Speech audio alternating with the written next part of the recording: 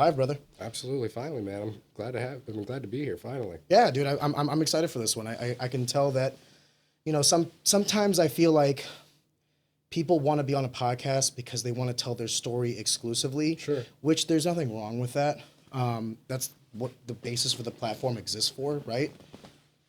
But I do get a little excited when someone has a story to tell and a conversation they want to have. Right. Because then that makes my job a lot easier. Yeah, absolutely. It kind of speaks for itself at that point.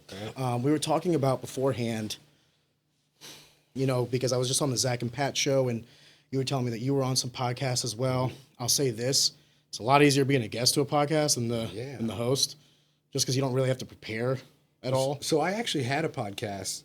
Adam, Meredith, and we both started podcasts like right about the same time. So I did about 60 episodes. I only released maybe 20, 25 of them. Yeah, just because I wanted a backlog of stuff to like make sure this was something I was comfortable doing. Tried to like work out some kinks beforehand. But it was so rudimentary, man. I had a little Zoom H6 and the condenser mics that came with it, and I wanted like this podcast in a bag kit. So I was popping up everywhere, and then I finally just started having people come to my house. Yeah. And then it got kind of weird because I was having random people in my house, and then I had someone break into my car shortly afterwards and try and get it. Yeah, you know what I'm saying? So it was like, whether they're correlated or not, it was enough for me to be like, all right, if I'm going to do this, this has got to move somewhere else. My daughter lives here. Like, I know exactly how you feel. That's how we did The Office. Sure. We have a finished basement. I could have easily done this in my basement. And we were also thinking about the travel kit, because I was thinking to myself, like, it'd be really cool to like have a different venue for each guest. Right. But then it was just like, a lot of things sound good. Too And many then you get to variables. step 2 and you're like, oh, now like, how do I make this work logistically? Yeah. And just like the whole effort into it. And then, like you said, like, I knew that I would have some people on the podcast that I knew that I would be comfortable knowing where I live, but the majority of the people that I've had on the podcast are people that I have not known, Right. or maybe I have known of but never met, right? And I just didn't want everybody to know where I lived because I have a daughter, I have a wife, I didn't know the nature of the conversations. Let me put it this way: I'm glad Bree has no idea where I live. You know what I mean? Like, let me put it that way. Right. So it was one of those things where when we were formulating this, it took me from idea, like inception, to first episode 7 months. 7 months of, what do we want the basis to be? How do we want to do the structure? Do we want to do like multiple? Originally, it was going to be me and then 2 guests, and I wanted to do like a debate thing. Like, there would be like some topic, and we bring on 2 guests that would kind of debate the topic, and I would be like kind of like the moderator. Right. But then I thought that was like really confrontational. What I if was I going to just say, you're almost like surrounding, the entire environment around conflict.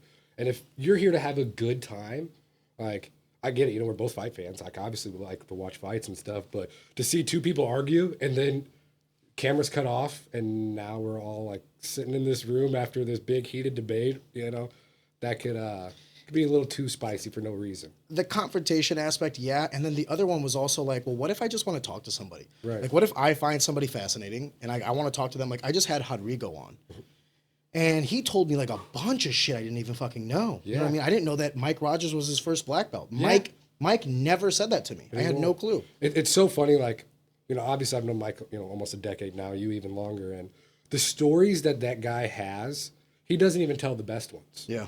When we were remodeling the gym during lockdown and stuff, and me and, McCormick brothers were all, tearing out boxes, and because, like half of the gym turned it out to be like, basically a storage facility for Rogers, and we're pulling out college All-American banners, 2 world champion medals that are just like lost in boxes. And I showed him like, Roger, you want me to hang these up here and do something? He's like, no. You can keep them. I was like, what? He's like, yeah, man, he tossed me. He's like, and I was like, it's cool that I won these things. He's like, but those mean nothing to me anymore. He's like, I have the experiences and that's it, I feel like every episode is like almost like a circle jerk from Mike Rogers, but I think it's a testament.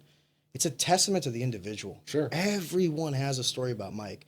Everyone in some way, shape, or form either, has come into contact with him, benefited from him, done him dirty, what have you. But they've interacted with the man, and what's funny is no one has anything bad to say.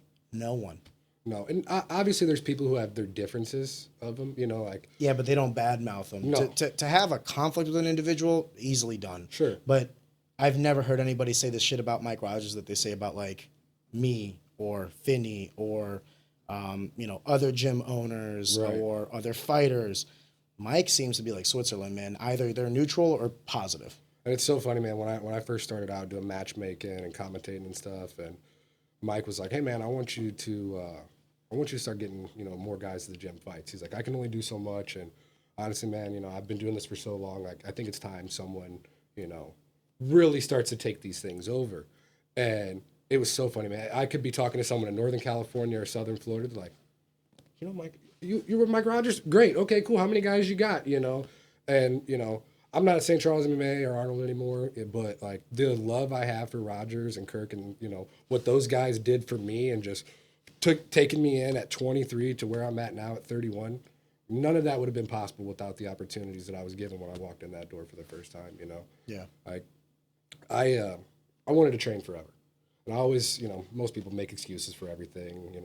I don't have the time, I don't have the money, all that nonsense. And when I was 19, my best friend Brian started training under Jermaine Andre.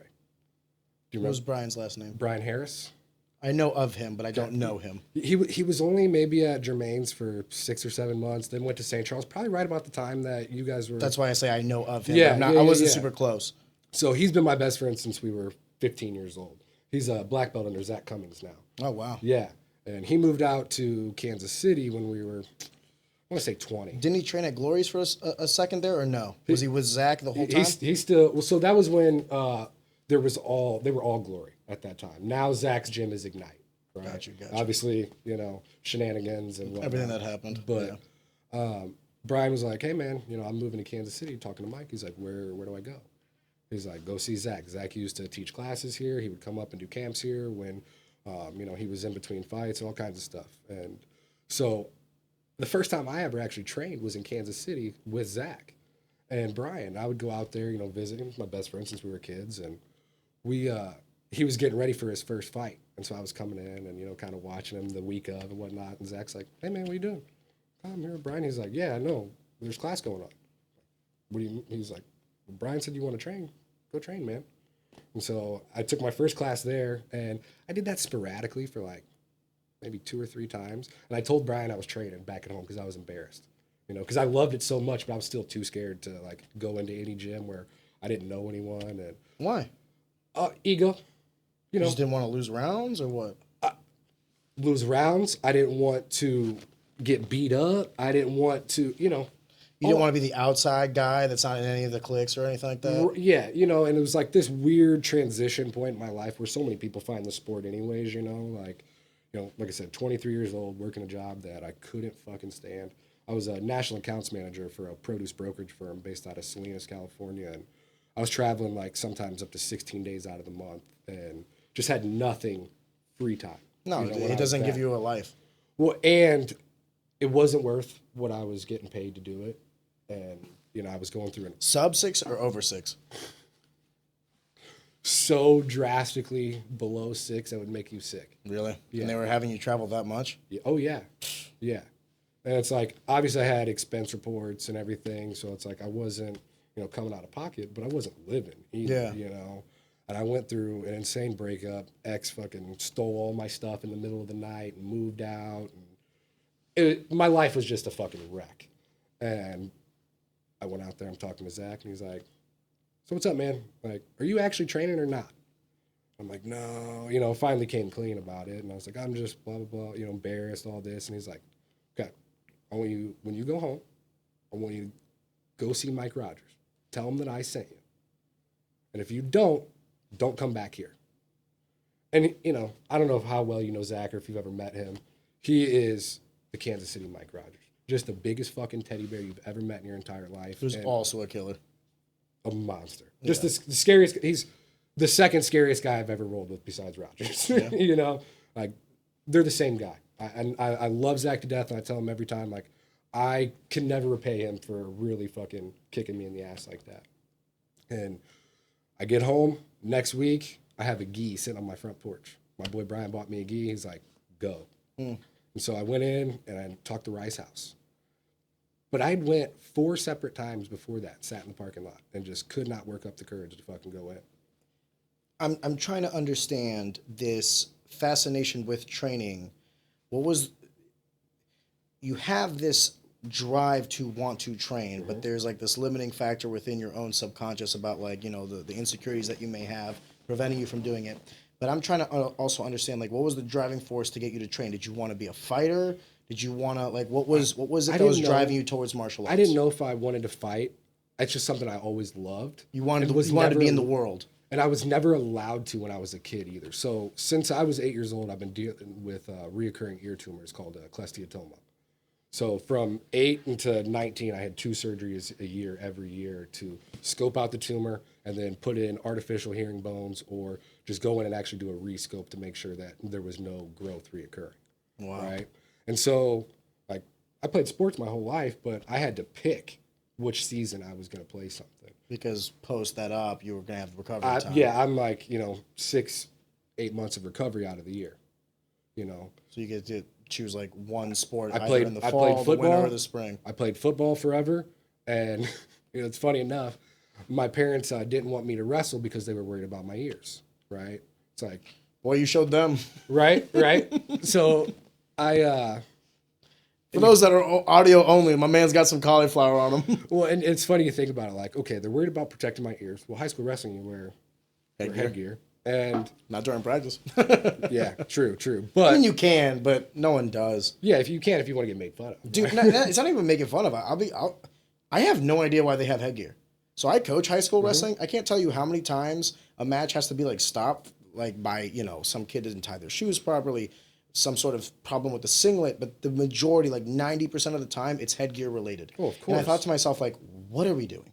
None of these kids wear headgear Monday through Friday when they're practicing, but we force it on them on Saturdays when they're wrestling for competition. Coupling that with the fact that, like, even if they were to be like, the top guys and get to the next level, it's only going to exacerbate.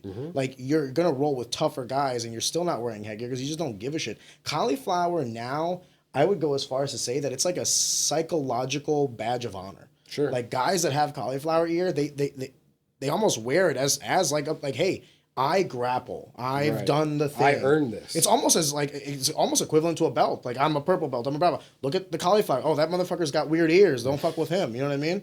Right. It's true. I for better and worse. I mean, when I was an amateur fighter, there were some rules. And I was coming from high school sports where there was an immense amount of rules. So amateur fighting to me seemed like the wild, wild west. Like, when I was in wrestling, if you miss weight by 0.1, you weren't wrestling. But in fighting, you can miss weight by 3 pounds. And if your opponent agrees, you can still have the fight. I was like, what? I was going to say, when you had your first fight, it was truly the Wild West. Dude, my very first fight at Jim Jenkins' Heart of St. Charles, we didn't even have opponents. Yeah. You want to know how they picked? They literally lined up all the guys that, like, quote unquote, showed up to weigh-ins. They would weigh in or whatever. Some of them didn't even weigh in. And they would be like, okay, you and you guys are like the same size. You guys will fight. You and you. Like, and then they'll ask you, like, do you know anything? Like, how long have you been training? Like, they might ask that. But it was like, I remember thinking that fighting was this, like, structured thing. And it became that over the course of my career. Remember, I started in, like, 2011, right? Right. And then I ended by 2022. So for the better part of like a decade and plus, I've seen the sport change immense. I was going to say, you saw like really the 3 like phases of MMA. Yeah, I talk about it like this all the time, right? Like from, let's call it 1990 to like 2011. That's the Wild West. Guys were just like, when Mike and them came up, guys were just like, okay, I'm good at this and this, and we're going to figure it the fuck out. Yeah. But, then you start to see like this, like Gen 2, where you get guys like, and I always the example, like Rory McDonald, he like, oh, I started this at 12. It's like, okay, well, now we're in this generation where kids, their very first sport is MMA or jiu-jitsu at 5 years old, 4 years old. And we're seeing like, I don't know how closely you follow jiu-jitsu, but like guys like Kolabate, you know who that is? He's out of AOJ. And I mean, at 15 years old, he was just murking the best black belts in the world. At 15, he subbed, Boogie Martinez or Gio Martinez, sorry, on who's number one at 15. This guy's had a black belt almost as long as this kid's been alive. It's insane.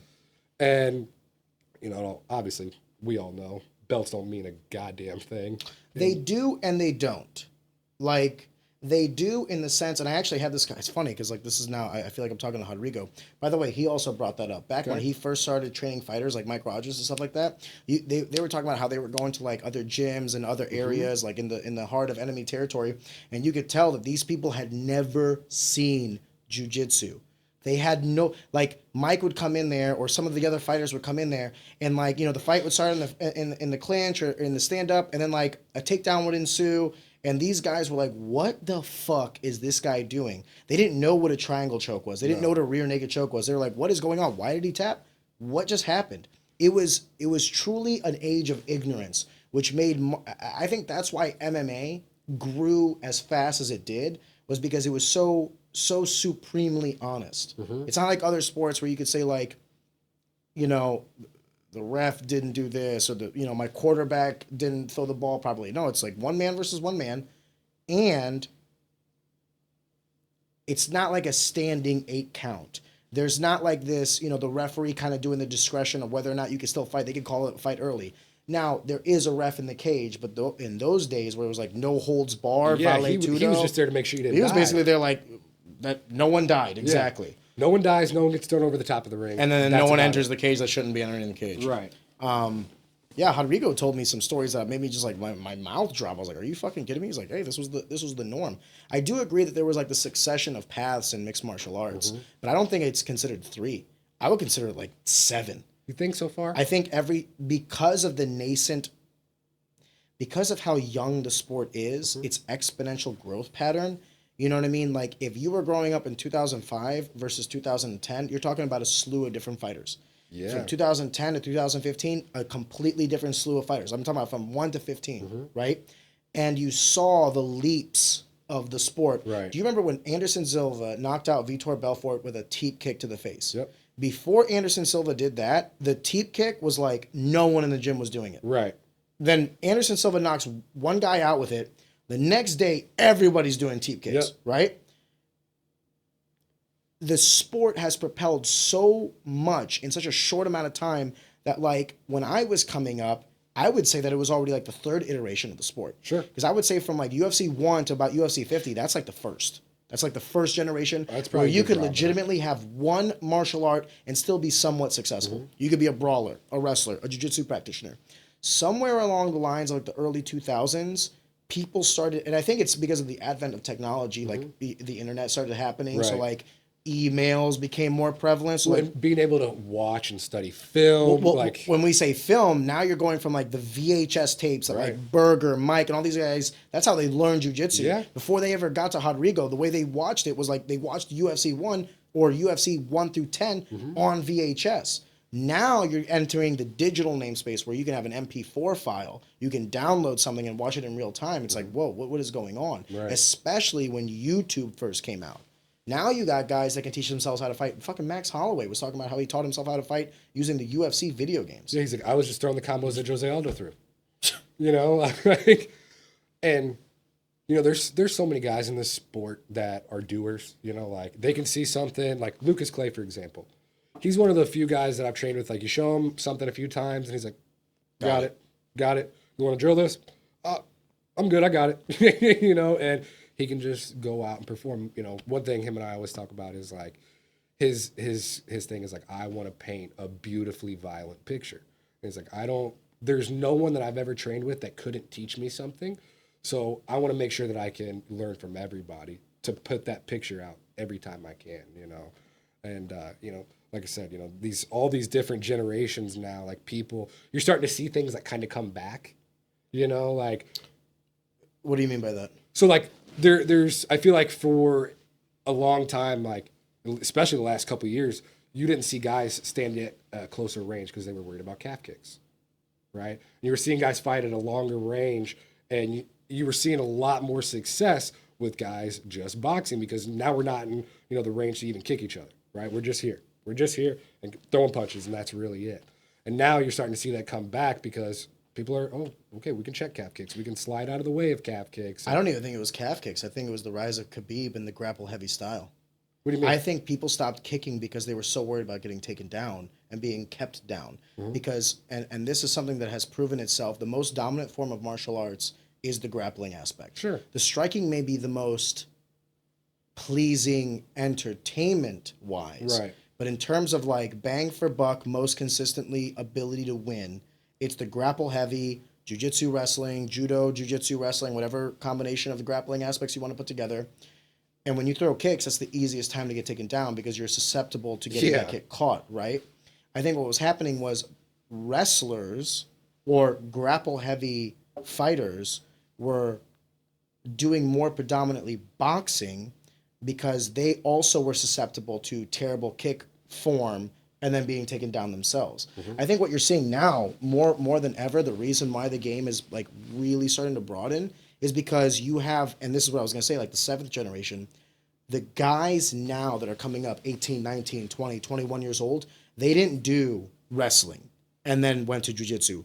They didn't do boxing and then learned how to wrestling. They did MMA from age 6. They found whatever MMA gym was local to them, and they went to the kids program, and then went to the amateurs program, and now they're professionals. And they don't have the isolated, like, I was a wrestler turned MMA guy, right. or I did judo and then I came to MMA. Now you got guys like, I say this all the time when I talk about it, but like Austin Bashi. Austin Bashi was already a brown belt when I fought him at age 20, and he also had great Muay Thai skills and all these other things. He had been training, I found out afterwards, he had been training since he was literally like 6 years old. When I started training at 19, 3 years later, Austin Bashi started training at the age of like 7. Does that make sense? Right. So fought, when we fought each other, he was vastly younger than me, but in terms of like experience, the delta was not wide. Sure. Maybe I had more fights than he did. Yes, absolutely. So there was something to be said about experience. But dude, I was turning 30 and he was turning 21. What do you feel about how little opportunities there are for amateurs in MMA? So like, for example, in boxing, you can start competing in boxing at 5, 6, 7 years old. And I mean, almost every state, you can't do an MMA fight until you're 18. Now, there is like Gamma and stuff that has, MMA fights, but that's only allowed in certain states, and you can punch from the neck down. Yeah. You can't have any There's no head headshots strikes, whatsoever. which, like, I understand the sentiment behind that. We don't want kids to get brain trauma, but I don't necessarily think as a society we've agreed on that because we allow for high school football. 100%. That's where I was leading with. That's where I was leading to. It's just the illusion of like safety. My parents didn't let me wrestle for my safety, but I played football from 8 years old until I was 18. I had a fully torn labrum. I tore my meniscus. I've destroyed my hands. Like, I put my body through hell, and I could have more concussions than I could ever remember. I think the difference is age. Football has been around longer. Exactly. Therefore, it's societally acceptable. I think it's only a matter of time until you start seeing jiu-jitsu will enter high school sports before MMA does. I don't think MMA will ever enter high school sports specifically because of the combative nature behind it. But there is an argument to be made that if you have high school wrestling, then jiu-jitsu is not a far off. I got a buddy, Rayvon Freeman. He's based out of Kansas City.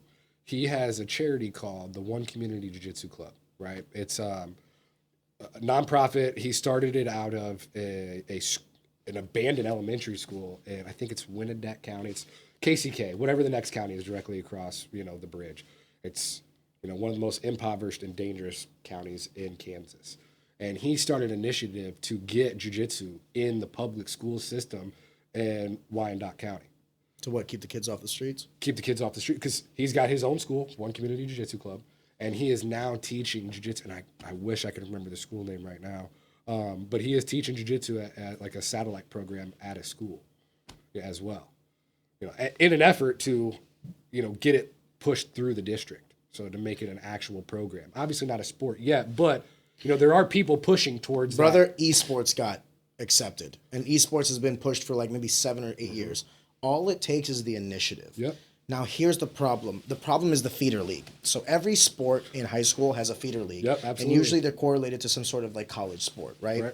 Esports is a product of technological advancement and the economics of like streaming and stuff like that. You don't necessarily have to even be a professional quote unquote gamer to make money in that endeavor. But what will inhibit jujitsu more than anything is that the precursor is they will say, and when I say they, I mean detractors or Sure. the opposing faction will say that jujitsu is going to lead to, there's not enough money and there's no college opportunity for jujitsu. So they will inevitably be led to MMA, which is a combat sport, which then they will go back and say like this is dangerous and whatever it is that they say. I feel weird about jiu-jitsu becoming a high school sport at some point because I think it'll inevitably cannibalize wrestling. And I do think that wrestling, I've done all the martial arts, boxing, kickboxing, Muay Thai, I've done them all. And I think that wrestling is supremely the best martial art for youth to acquire, for the mental aspects, before I even get to like the physical, right? Just the mental acuity to be disciplined, hard work, understanding that the weight of victory and defeat are on your shoulders, respect for your coaches and your superiors, respect for your team and other people, but also understanding that you go out there and compete by yourself. I think wrestling is, in my opinion, the best sport to create like functioning members of society, much more than any other sport, much more than baseball, football, basketball, any of these sports. Wrestling makes the best humans. And I'll preach that to the high heavens as well. I mean, I tell everyone my biggest regret in life is not being able to wrestle when In I high was school? younger. Yeah. Oh yeah, absolutely. Because I mean, I saw what it did for me as an adult, and then being able to take over as one of the kids instructors and seeing the direct impact, like week over week over week, that this can have on at any age, at any freaking age.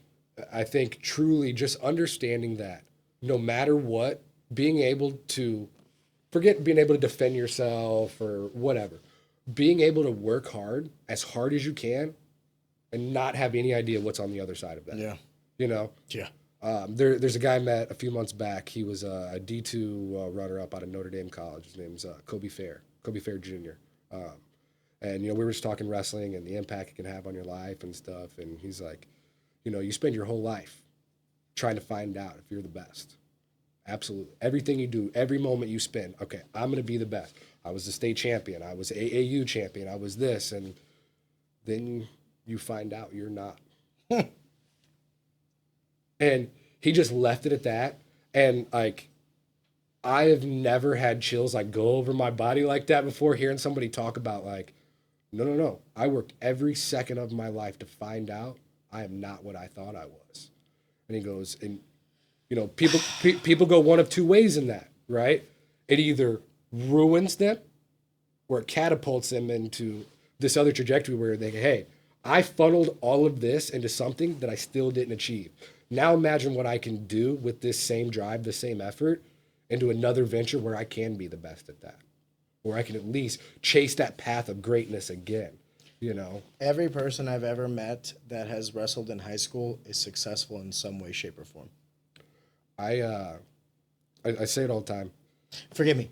If they've wrestled 4 years in high school, like if you did your senior year, I'm not gonna. No offense. I'm glad you came out for wrestling, but it's a little different than if you started freshman year or if you did little league and all that other stuff. It's the consistency in a very tough and grueling sport.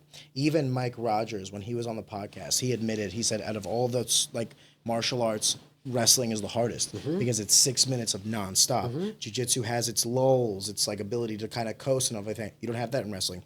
In boxing, you have the ability to like, hang on your opponent, wait for the ref. Breaks. Yeah, you find breaks. Find There's no breaks. breaks in wrestling. Nope. And if you try to take one, they're going to break you. Yeah, and CJ Hunter always said that to me. He's like, man, I've had 60 fights, done kickboxing, jiu-jitsu, a billion tournaments. Nothing ever in my life has made me more exhausted than those 6 minutes on the mat. Yeah. He goes, I fought, 5 rounds. I fought 3-round title fights, 5-round title fights. Nothing has ever left me that empty. I have had wrestling matches where I thought I was going to die. Man, I've never had fights where I thought I was going to die. I'm sure you've had wrestling practices that made you feel that way. And I have too, my first like real wrestling coach, I was 24 years old, was Sammy Henson. That's a great first coach. Yeah, and Bull? Jackson, his son, still to this day one of my best friends. You know, we talk. You know, He was a silver medalist, correct? Or, yep. Yeah. 2-time world champion. Olympic silver medalist. Yep. That's your first wrestling coach. Yep. As far as coaches and hierarchy goes, not a bad first one. No. I mean, I had a pretty good staple. It was Sammy, it was Rogers, and it was Tracy Taylor. Yeah. Three of the best guys I ever met. You know, and Sammy's the one who really like made this apparent to me. Like, you'll never meet a good wrestler who's not a little crazy. You'll never meet a great wrestler who's not absolutely insane. Yeah. And, you know, that's about like finding where you can funnel that. Because there's I shouldn't say just as many, but there's plenty of these guys who were just elite wrestlers and they, you know, spit off the deep end afterwards because they got nothing else. And I don't got to tell you, to be such a high level winner and competitor, you have to have something inside of you that's a little dark. I said earlier in this conversation that all the elite wrestlers that I've ever known or people that have done high school have gone on to then be successful. That's actually a lie. I'll tell you why. It's actually been an extreme paradigm. Sure. Either they were successful or they're no longer with us or they are non-functioning members of society. And the limiting factor or the deviation between success and prosperity and degradation has always been whether or not they correlated their life's worth to the sport of wrestling, right, or if they knew that they were valuable outside of wrestling. Right. There were guys that like took wrestling seriously, like the rest of us, but they, for me at least, from my anecdotal evidence, I always knew that because there was a life before the sport of wrestling, and this actually helped me in the sport of combatives like fighting. Sure. Because I knew that there was a life before wrestling that I could have never even gotten to the sport, so I would have never even known about it. I knew that there was always going to be a life after. Right. And that's how I felt about fighting. It's like, my time will come and go. Even if I do become the best in the world, even if I beat everybody in front of me, at some point, Father Time will beat me, right, and then my time is up, and that's fine. So I was always cognizant of the fact that, like, at some point, this will escape me, and I need to make sure that I am not fighting. Fighting is just something I do. Or I'm not wrestling. Wrestling is not Arion. Wrestling is just something that Arion does. Right. However, there are some in their pursuit of their passions who never really eclipsed that distinction, and they've created to themselves their own tomb. When you no longer, I can't tell you how many times, so I coach at Afton High School. I can't tell you how many times we get people come in like to volunteer or whatever, and they're coming in there for like a day or two, and you can easily tell who's there to relive the glory days. Right. And who's there for actually like trying to help kids. You know what I mean? And it's so fucking obvious that like there's some people that are trying to like bring back some of that glory, bring back some of that that feeling of importance. Yeah. Because wrestling is one of those sports where if you win, you feel like you're on top of the world. It's a solo sport. But boy, if you lose, that shit hurts like on another level. Yeah, man. And I don't know what sort of mental acuity makes you susceptible to the former or the latter. But it is something that this sport does suffer from. I know guys that are in their 40s that the only conversations I have with them are about wrestling. And that shit's weird. Not about like family, business, whatever. Like some people message me from, 15 years ago. Did you see this match from this school and this school? I'm like, brother, how's your kid? Yeah. Like Hey, this is the that's this on is the only other thing we side have of to the talk state. about? They're not in my district. Yes. Yeah. Not even out of the state. They're talking about like some fucking little league in California or some shit like that. I'm like, bro, no, because you want to know why? I fucking work a job. Right. Right. You're telling me you're not scouring Flow Grappling's top 10 high school I'm not even wrestlers? subscribed to Flow Grappling. You're not committed, Aaron. I know I'm not committed. People talk about wrestling the same way they talk about fighting. You know what sucks about me? I have very finite interests, and I'm very committed to those interests, but I just refuse to follow any of them so closely that they're now becoming like intertwined with my daily routine. So I love wrestling. I love fighting. I love finance. I love geopolitics. I love technology. I love space exploration. I love all of these things. These are what like fascinate me. I love fatherhood. I love entrepreneurship. but I'm not subscribed to some entrepreneurship, email chain that comes to me every day. I'm not, subscribed to the Daily Wire Right. or CNN Plus. I just, consume the content that I consume. I read books that I find interesting, and then I'm like a jack of all trades, master of none. If I go to a wrestling tournament, I can hang, but the second they start talking about all the statistics and stuff like that, you lost me. I can go to, a business retreat with like-minded entrepreneurs, and I could get to, some sort of nuanced agreement on certain industries. But then the second they start talking about like the weeds and all that stuff, you lost me. I'm just not a master of anything. However, I learned about 4 or 5 years ago that if I'm not going to be number one at something, that's okay.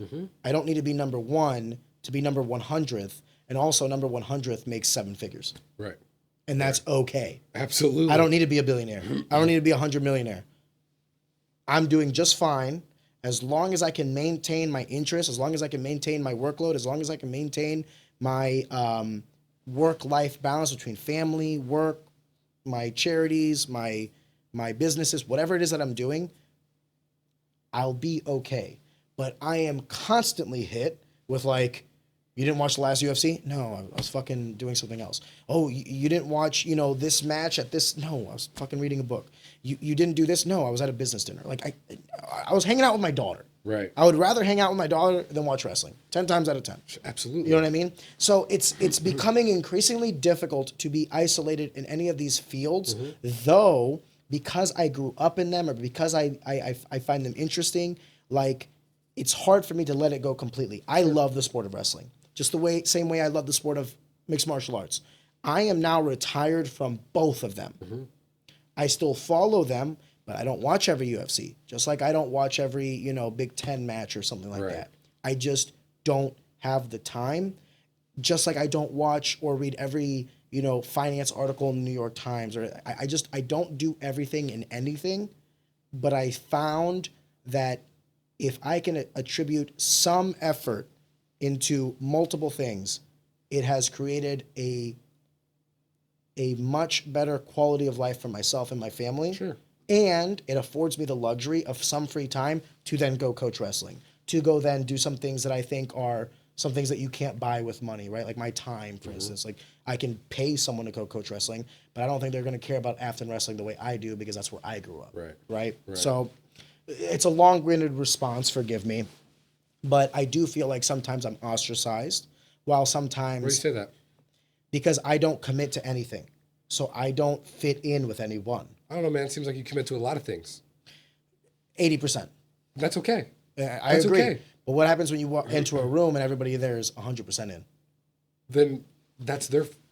No, that's it's not their... But it's not their problem. Imagine you go into a room, it's Paul Collum, it's David Mirkatani, it's all these guys from wrestling who the way you speak about fighting, they speak about wrestling, right? I can't hang in that room. I don't know. I love the sport of wrestling. I have an affinity towards it. If you vibe at a high level, I'm your man. But the second you start going to the details, you lost me. I just don't have the time to deal in the nuance. I'll talk to any wrestler, and I'm sure that I can have a cordial conversation with them. Just like I could talk to any entrepreneur in any industry, not because I know the industry, but because I understand entrepreneurship. And by the way, we're probably going to talk about that later on in this podcast. I have no fucking clue about the cannabis industry or your rolling paper company. But if you kept it at I was thinking about this, niche, and I was seeing that there was like a hole in the market that I could better fill, or it was already being done, but I feel like I could do it better. Quit telling my story, man. No, I'm just saying, but I can resonate with that, right? Right, but absolutely. then the second you start talking about the material in the paper is going to be 20% this, 30%, you lost me. I'm out. Right. I can't follow you there. And that's how I feel about every topic in which I follow. Every. I think you're selling yourself a little short on that, because your 80% is most people's 150. I feel that way. Now, obviously, we don't have too many experiences, in person together. But you ever seen the meme, "What it feels like to listen to a podcast"? Yeah. With the guy eating the ice cream cone next to it. Same thing, man. Like I said, this is the only podcast I've ever actually, hey, you're put out the form. I would love to be on this because I've loved all of the conversations so far. And a big part of that is because of the passion you show for the things you talk about. And like I said, your 80% is most people's 150, you know, because you have all these other avenues that you're delving yourself into, but you still are coaching high school wrestling. You know, you don't just, I mean, I guess some people do just get that job, but there is a level of acumen you have to even be considered. Obviously, alumni, you wrestled there, you spent, you know, over a decade of your life, you know, competing and training in martial arts. Like, you're 80% now, but dude, you were 250 before that. You know, so like you might have backed it down a little bit. So like you said, you're in the room, Dave Mirkatani, you know, all these, I mean, absolute legends, right? But to like, you know, kind of put it in a different perspective, like imagine the dad who comes in, he's like a 3-stripe blue belt who's been training 7-8 years and comes in twice a week, you know, once or twice a month if he can make it, because he's got all these other things. Like, he loves that just as much as those guys do. He might not be able to have the same conversation with them. It still means something to him. He's still valuable to that room. He's still valuable to the conversation.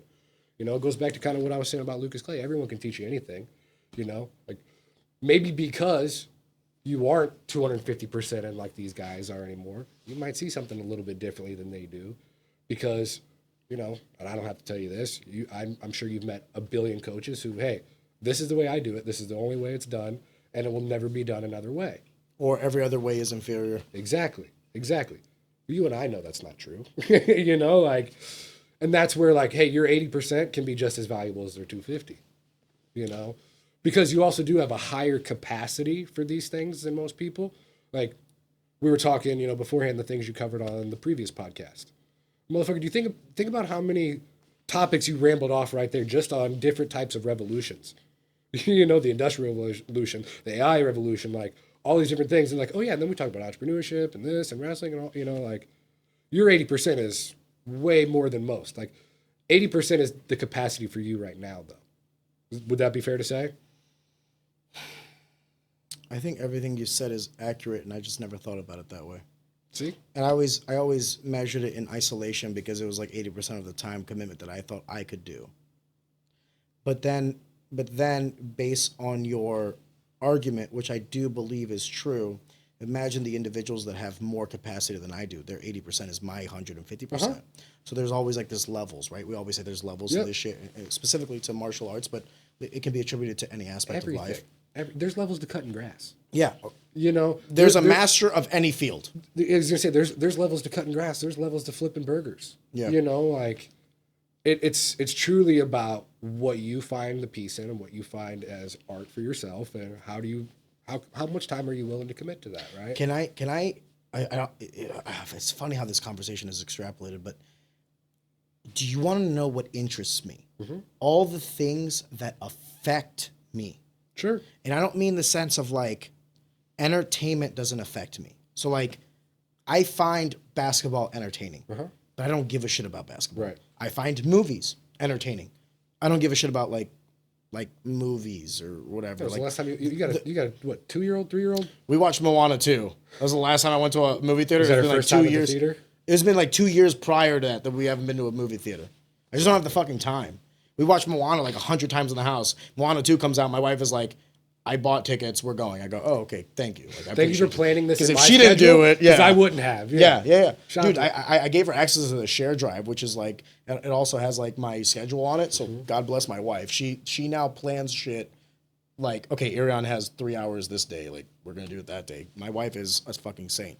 But what I'm trying to say is like, the shit that affects my life that has like an actual bearing on either my monetary or physical or mental state is what I gravitate towards. So like the reason why I care about history is because history leads to a lot of like political strife. So now I'm like, okay, well, why are we in the position that we're in? Okay, follow the rabbit hole, right? It's a domino effect that led us to this point. Okay, so then you go to like, okay, well, what were some of the things that solve those problems? Usually it's some sort of technological or political innovation. That's how I get into technology and geopolitics. Some nation partnered with some nation, or some invention was birthed by the human mind and it extrapolated over the course of time, propelled humanity to the next step. This is the shit that entices me. However, the same way I don't like, think basketball or football is super important. The reason I believe wrestling and fighting is because of my lived experience within that. Sure. The sport of wrestling might not be important in terms of like, I don't care who won the NCAA. I care that NCAA has wrestling. Right. Because the sport of wrestling is what's important to me. I want the kids, I say this sometimes to the kids, I want the wrestlers that I coach to experience and to feel the same things that I felt and I experienced. And I want them to walk away from the sport of wrestling with the same confidence that I had, because I was ready to tackle the fucking world. You know what I mean? And if I don't care if any of them are state champions, none of that shit matters. I want them to strive for victory, but if they feel defeat, to still have the confidence from everything that they put into it. And then I extrapolate that to fighting. It's the same fucking, like, it's the same mentality. It's the same notion of like overcoming adversity, isolation, teamwork, dedication, discipline, all these things. You know, if we didn't have sports, you could acquire these from military service. Like, there are other avenues in which you can acquire this, but I don't necessarily think you need to correlate these life lessons with life and death. Right. You can simulate murder and call it jujitsu. Right. You know what I mean? Yeah, absolutely. So I have things I want to do before I die. And luckily for me, it's looking like I maybe have like another 40 years, God willing. You know what I mean? And then when I think to myself, and I spent 32 years on this planet, you know, 6 of them were like me shitting my pants and not really doing anything productive. The other 12 or 10 were like, you know, in sort of like isolated, you know, like a bubble. And then the 4 after that were finding who it is that I was. I didn't feel like I started living until about 4 years ago. I mean, and it's a correlation between meeting my wife and realizing my higher purpose, my higher value, my higher meaning as a man, as an individual. It's not about any of the shit that I've done before. It's about the shit that I'm doing now. Right, right. Well, and you know, the first like 12 years of your life, you're basically on a full-blown acid trip anyways. Like, think about it. Like, you're just like kind of showing up places with your parents or bringing you here. There's all these things going on. You don't know a goddamn Consciousness thing is a blur. until you're about 12, 13, you know? Yes and no, because I'm sure you could recall certain things in vivid memory that happened. Sure. But if they're like usually some sort of like, I could tell you things when I was like 7, but I couldn't tell you some things like when I was 9 or whatever. Right. Or I probably don't. Maybe it wasn't when I was 7. Maybe it was when I was 8. I can't. It's like a blur of the time frame. But I remember that there were like quotes or things done or some sort of action that really imprinted in my brain. Sure. And I'll never forget. So there is still some value in that, yes, and that's the precursor to the adolescent that I would become, then the adult that I would become. But when I'm trying to refer to is the lifespan of my productivity. That when I'm done, like on my deathbed, I just want to know that I spent my time in things that affected others, not just like, you know, made them have fun or, you know, oh, Ariana's a cool guy.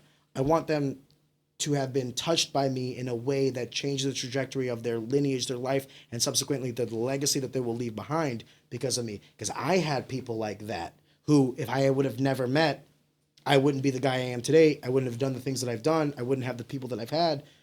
I want to be the guy for people like a Mike Rogers, like a Rodrigo Vaghi, like a Steve Berger. Like, I want to be the guy that, like, man, you know, I was stumbling through life. I could have gone left or right. Then I met Ariane. And ever since then, it's... You want to be the coach that you needed. Not even coach. So the person. Yeah. The person Yeah. that you need. Coach could be the title. It could be father. It could be friend. It could be whatever. Yeah. Coach is a good title as well. Yeah. I just want to be someone that I had that really helped shape my trajectory, because I'm a cocky motherfucker and I love my life. There's not a goddamn thing I would change. I love who I am. I love the way I walk this earth. You know, there's still things to be done, but I'm very proud of what I've done. I'm very proud of the trajectory I'm leading. And I know more than anything that the morality that I have that was instilled in me from my childhood, whatever, that no matter what presents itself in front of me in terms of hurdles or opportunities, I will navigate them accordingly because I have a compass that proves that points true north And that was guided to me by the various people throughout my life, from my mother, my father, my brother, Mike Rogers, Devon Ford, employers that I've had, mentors that I've had. I am a very blessed individual who understands that I am very lucky to be in the position that I am, and I just want to bestow more luck onto others the way it was bestowed upon me before I kicked the bucket. Why do you call it luck? Because luck is a mathematical equation. It's where opportunity meets preparation. Okay. I was prepared, but I was given opportunities. Had I not had the opportunities, no matter how much preparation I had acquired, I would have never really flourished. Sure. And if I would have, had all these opportunities, but I had not prepared adequately, I would have never been able to make the most out of it. It takes both. I'm very proud of myself, but I understand as well that, doesn't matter how smart I am, how hardworking I am, and none of these shit matters if I don't have the people in my life to give me the opportunities that I would have had. If Mike Rogers wouldn't have been there when I needed him, I was fucking broke, dude. I was a college kid. My amateur MMA career could have been done. Mike let me come in and I cleaned the fucking bathrooms at St. Charles in Maine. That's how I paid for my gym dues. God bless Mike Rogers. I was lucky because he gave me an opportunity that I was prepared for. I say that all, pretty similar, man. When I first signed up at St. Charles MMA, like I said, I was in just, I couldn't begin to tell you how low I was at that point, In your life? Or in what? my life and everything. And, Because it was right after that breakup? just everything. Nothing that I had ever set for myself was in place at that time, like I had so many different visions of what my life was supposed to be like at that point, right? 23, 24? Young and dumb, right? Young, dumb, and unprepared is truly what it was.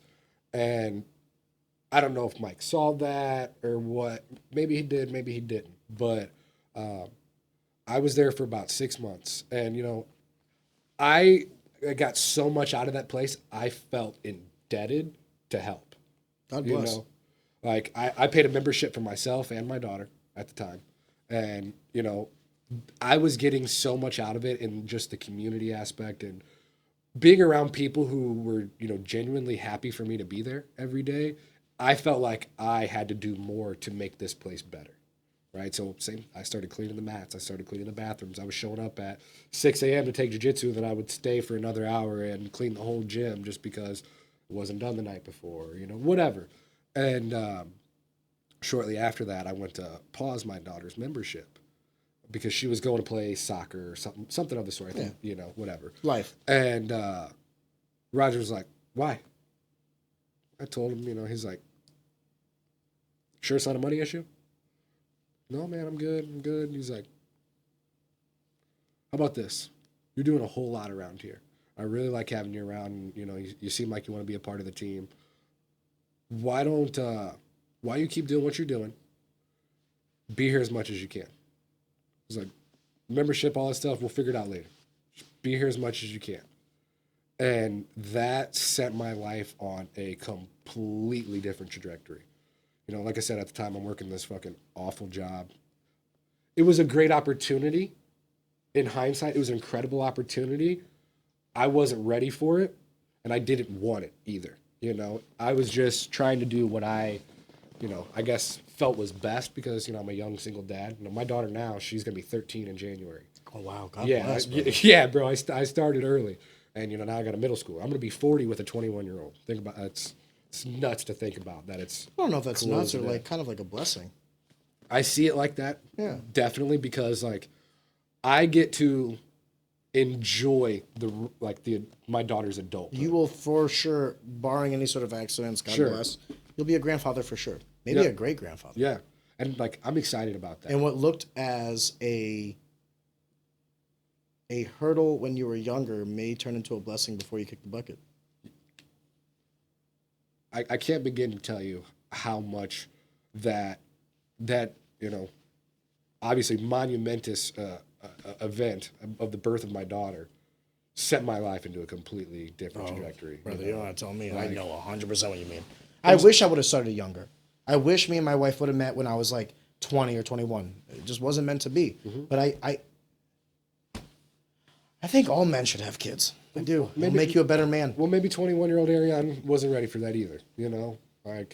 Obviously, sure I wasn't. It's almost impossible. For sure I wasn't. No matter how financially safe or successful you are, I don't think anyone understands what it is to be ready to have a kid. What if I told you no matter where your financial position, you will always feel inadequate? Oh, I can tell you from personal experience. I know. So when I saved up a good chunk of money, enough to where I planned it out. I can pay my bills for 3 years.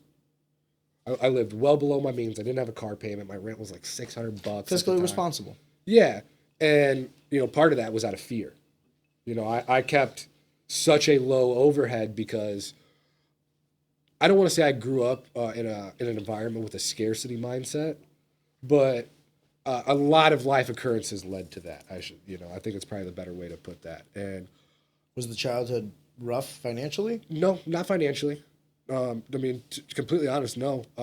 Now my older brother and sister, they went through that. By the time I was old enough to actually, be online consciousness wise, my parents were doing pretty well. Were you the youngest of three? I'm the youngest of three. Okay, you're the baby. I'm also the baby. Not only that, my brother is from my mom and my sister's from my dad. So they came together when they were, 20 years old, both had 2 kids and then had me. Okay. So half biological, so to speak. Yeah.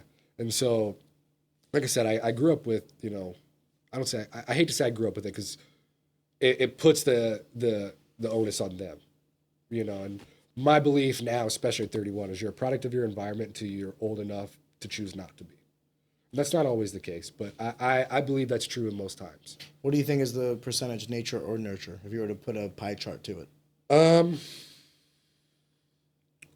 I don't know, because I always hate to put a finite, definition on things because there's outliers in every situation. I absolutely agree. How many people have you met in your life where you back in the day, oh, they just got bad genes. It's just top to bottom, the whole family is, pieces of shit. Nature's 5%, so nurture's going to have to be a lot. Right. And like I said, so it's where most of the time you're a product of your environment until you choose not to be. All right, but isolated towards yourself. So not extrapolated towards the many, but for yourself. What part of your early childhood to adolescence was nature versus nurture, you think? I mean, there wasn't necessarily a lot of nurture.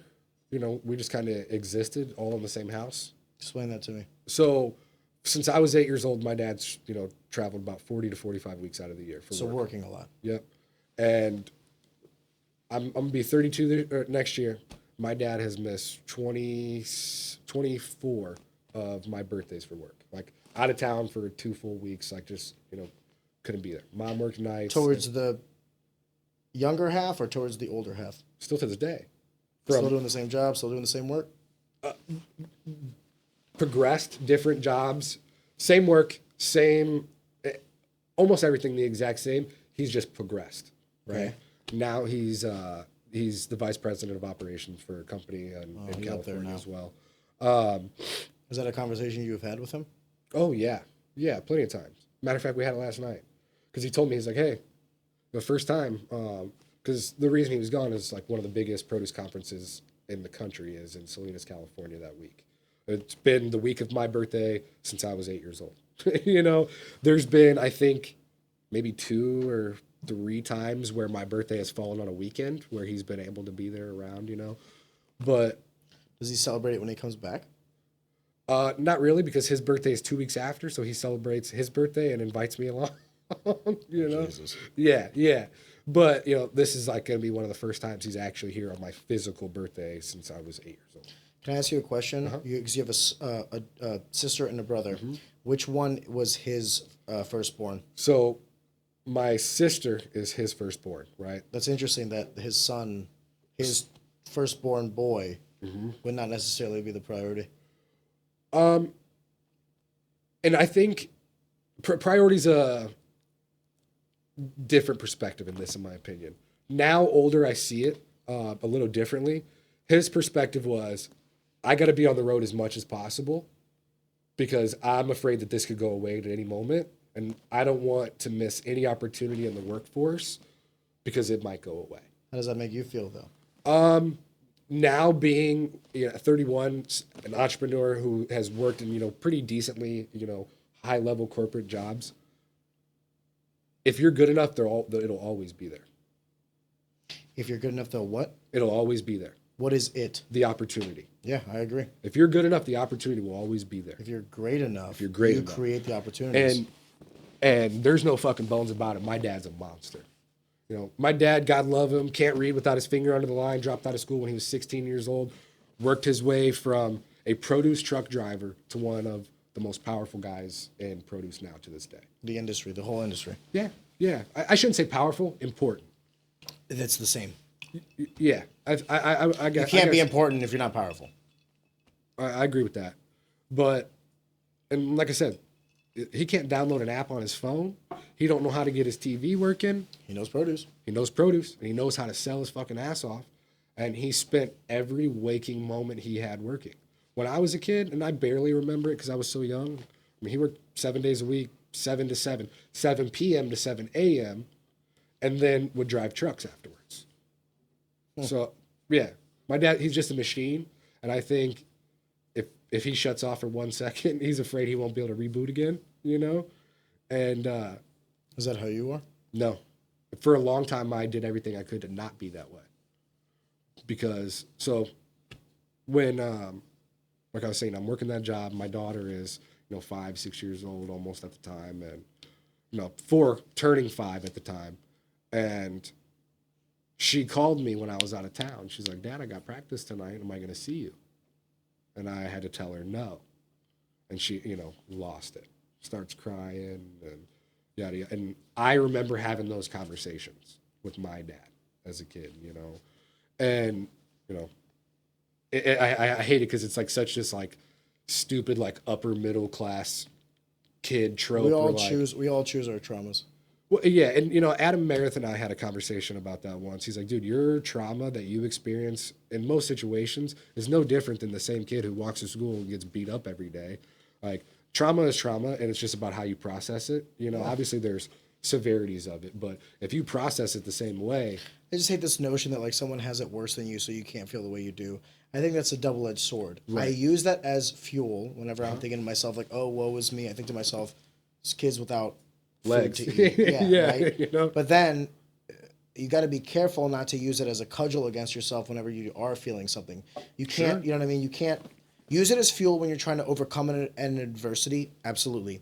But don't use it to your detriment whenever you're trying to like navigate your emotional intelligence. Mm-hmm. Hey, I'm feeling this certain thing. It's okay to be sad. It's okay to want something. It's fine. And even if you have some sort of quote unquote affluence. Right. And I wallowed in that for a long time, just trying to kind of, I guess, really navigate my feelings, as a young man. And how important do you think emotional intelligence is for a man in today's age? I think especially, today, right now, in 2024, I think it's one of the most important skills you can have. Whether it's in sales, in business, or in just general conversation, being able to understand not just your own emotions, but who you're talking to and maybe what they might be going through is such an invaluable skill that is drastically been lost because of this, in my opinion, the lack of personal interactions we have because of these phones and how easy it is. And I hate to say, the old grandpa, these phones or whatever, but like it makes it so much easier to disconnect from anything around you that you don't even have to really engage with society or people if you don't want to at all. I often say that being an introvert is actually counterintuitive to your success, both physically, mentally, financially, spiritually, all these things. To not have social skills today when social skills are quickly becoming a currency. Not even a currency, but it used to be that social skills were the majority. Mm-hmm. Now it is becoming the minority. So if you do have those soft skills, the trajectory that your life can attain is vastly different from the previous generation. And what I mean by that is the highest delta between earnings and IQ is in sales. You'll have some of the dumbest motherfuckers on the planet making the most amount of money. Why? Because they might not be able to read a book, but they can read people. Yep. And business is people.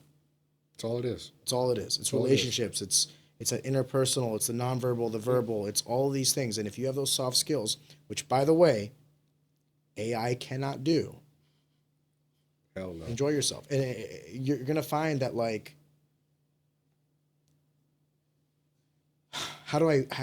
forgive me, because I want to make sure that I don't sound like super like doom and gloom. In the next 10 to 15 years, we will really understand what makes us human. Mm-hmm. And it is not our ability to logically think. It's not our ability to do mathematical equations. It's not our ability to extrapolate the realms of reality and subconscious or what have you. It'll be emotions, feelings, the chemical receptors in the brain that correlate to the reality in which you feel. And that will be the thing that technology gets to last. We'll never get to, right. But we'll get to last. I mean, doom and gloom aside, just the thought that in our lifetime we're that close to just the ability for AI, artificial intelligence, robot people, whatever the hell you want to call them, that are going to drastically affect our day-to-day life, always seems like light years and light years away. But 5 years. If you take, from 1990 to today, 5 years. If you would have told me that 6 months ago, I probably wouldn't have believed you. But just seeing the leaps and bounds that have come out with some of the dog shit AI technologies. I watched, what is it, Sora? Or ChatGPT V1 compared to V1.5. Yeah. Compared to V2. Yeah. Compared to V3. Technology is exponential. Yep. Because it'll use what happened before to build on what'll happen next. Right. It's not realistically like biology. Evolution, Darwinism, it exists. It's science, but it's slow over millennia, over generations. Our generation, the millennials, is a very special generation because we very well could see the end of humanity in our lifetime if we lead this astray. Sure. We will know what it was like before internet. We will know what it was like before the home computer, and we will know what it is like to have cyborgs. We will know what it is like to have androids. We will know what it is like to have, artificial intelligence friends. How old are you? 31. I'm 32. Yep. 10 years ago, 2014, Facebook was like the main social media. And think about 4 years before that, right? Did you graduate in 2010 or 2011? 11. Okay, me too. Okay, I graduated CBC 2011. And I vividly remember being able to just get on the internet on my phone. Yeah. And people were like, what? Did you have an iPhone? I didn't have an iPhone. I was so anti-iPhone until about 2017, and then I dated this girl. I guess it's maybe 2016, 2017, somewhere around there. I dated this girl who was like, "Ooh, you have green bubbles," or what? Because I had an Android. That's a red fucking flag. Oh, absolutely. But the head game was strong, so we got an iPhone. The next day, But that's why I believe in humanity, because our primal needs still ring true. I'm sure you've seen Demolition Man, right? It's becoming reality. We're gonna have the 3 seashells. We're gonna have the tickets. Taco Bell's the best restaurant. And we're gonna be wearing headsets to make love to our wives. I don't think that. I think the dystopian future is much more archaic. I don't think we're ever going to need to have sex. You'll take a pill to feel happy. Everything is chemical, right? Or you're going to be forced to take a pill to be happy. Maybe. Dude, here's the problem, right? You can easily take things left or right, and here's what I will say. I much rather live in a world where America is the pioneer in technical innovation by virtue of our morals and founding documents. I firmly believe that America is no better than China, Russia, any of our competitors. We're willing to assassinate. We're willing to do all the things that every other country does. But the one thing that I think it really is the glue for our civilization is our founding documents, the Bill of Rights, the Declaration of Independence, the amendments thereafter. I have an immense amount of respect and love for this country. And I think that America is the greatest invention man will ever create because it is the greatest form of self-governance ever created. However, it is ironic that the greatest invention of man could then create the greatest invention to then subvert man. How much of that comes from, and let me say, not that, how much of our ability to retain as a world superpower comes from the genuine loyalty to the country? Zero. Versus the forced loyalty of these other countries? Zero. It's not even loyalty. What do you say? Economics. Right. You want to know why I succeed in business? I trust every person that I do business with to do what's in their self-interest. I trust their greed. I trust their selfishness. I try to align my interests with their interests because I can trust a person to do what's best for them, and then I'm just trying to be on the same boat. I never want to trust someone to do what's best for me at the detriment of themselves. I will always be negatively surprised. Extrapolate that to the macro. Why does America work? Does America work because of patriotism?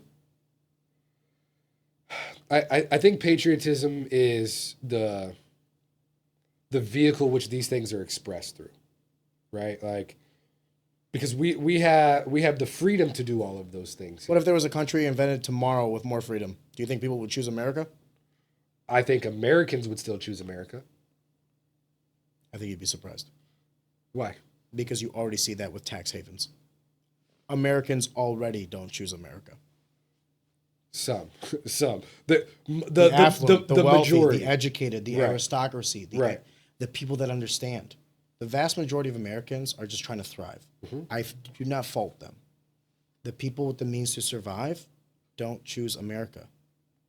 They steal from America. How do you get $36 trillion of debt? Right. You No one own asks. the debt. No one asks. No, don't ask.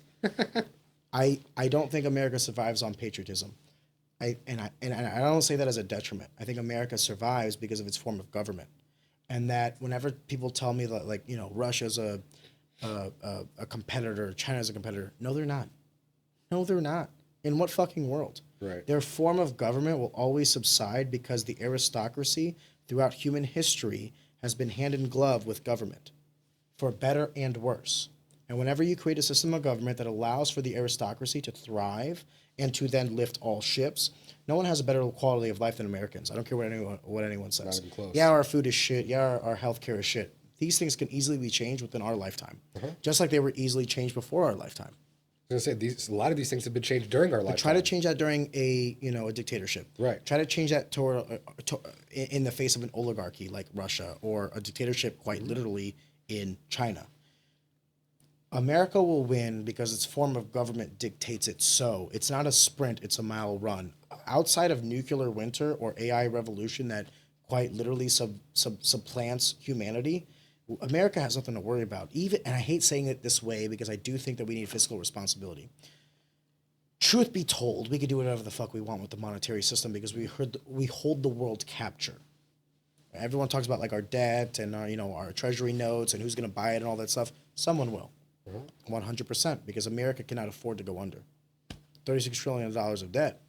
What's the magic number? Is it 100? Is it 200? Come collect it. Not even come collect it. Who's going to try? Who's going to call that debt? That's what I'm saying. Who's going to take the world economy and plunge it into the darkness that this planet has never seen before? It beats me. I don't see a world where financial ruin happens. I don't see a world where technology is the cause of our ruin. I do see a world where greed and ignorance. The only thing I fear is two things. One, nuclear war. That is like, I fully acknowledge that my worries are the most first world of first world problems. I don't worry about my mortgage. Nope. I don't worry about my portfolio. I don't worry about my employment. I don't worry about money. I worry about nuclear winter, and I worry about the trajectory of America. These are the two things. If we don't kill ourselves, we have to make sure that we don't kill the empire. And what I mean by that is we have to remember why America is great. And America is not great because, you know, it's been great. Right. America is great because we choose it to be great. And we can easily choose it to not be great. And if we choose it to not be great, we have then succumbed to the rest of the world. And what would that mean in your terms? Socialism, communism, stupidity. Stupidity. Where you let the masses dictate. We're a republic for a reason. Sure. Even Greece understood that democracies would implode on itself. Mm-hmm. How much of this, mass hysteria that is just being put out all the time is because of the 24-hour news cycle, in your opinion? I think people are stupid. I think people have always been stupid. I think yeah. But remember, like, stupid people and crazy people, in order for you to hear their opinions, you had to go to a street corner where the crazy person was yelling, or you had to go sit on a bar stool and listen to the dumb guy talk about what his problems are. When I say people are stupid, I don't necessarily mean in terms of IQ. Uh-huh. I think that humanity as a whole has actually never been more educated. Unquestionably. In terms of literacy rate, in terms of quality of life. Yeah, that's inarguable. Yes. Yeah. So I want to make sure that I kind of distinguish those two. What I mean when I say not Americans, but people are stupid is their ability to be propagated and their ability to be manipulated has never been higher because of the tools that they take so far for granted. I don't think it's the 24-hour news cycle that you have to worry about. I think it's echo chambers, and I'm becoming increasingly aware of this one. It's lazy intellectuals. How many people do you know regurgitate shit they hear on podcasts because they heard it on a podcast? Yep. And How many people do you know read books? I was going to say, and how many people do you know that disguise what they heard on a podcast as, I read this in a book? Ask them what book. Ask them the title. Ask them the author.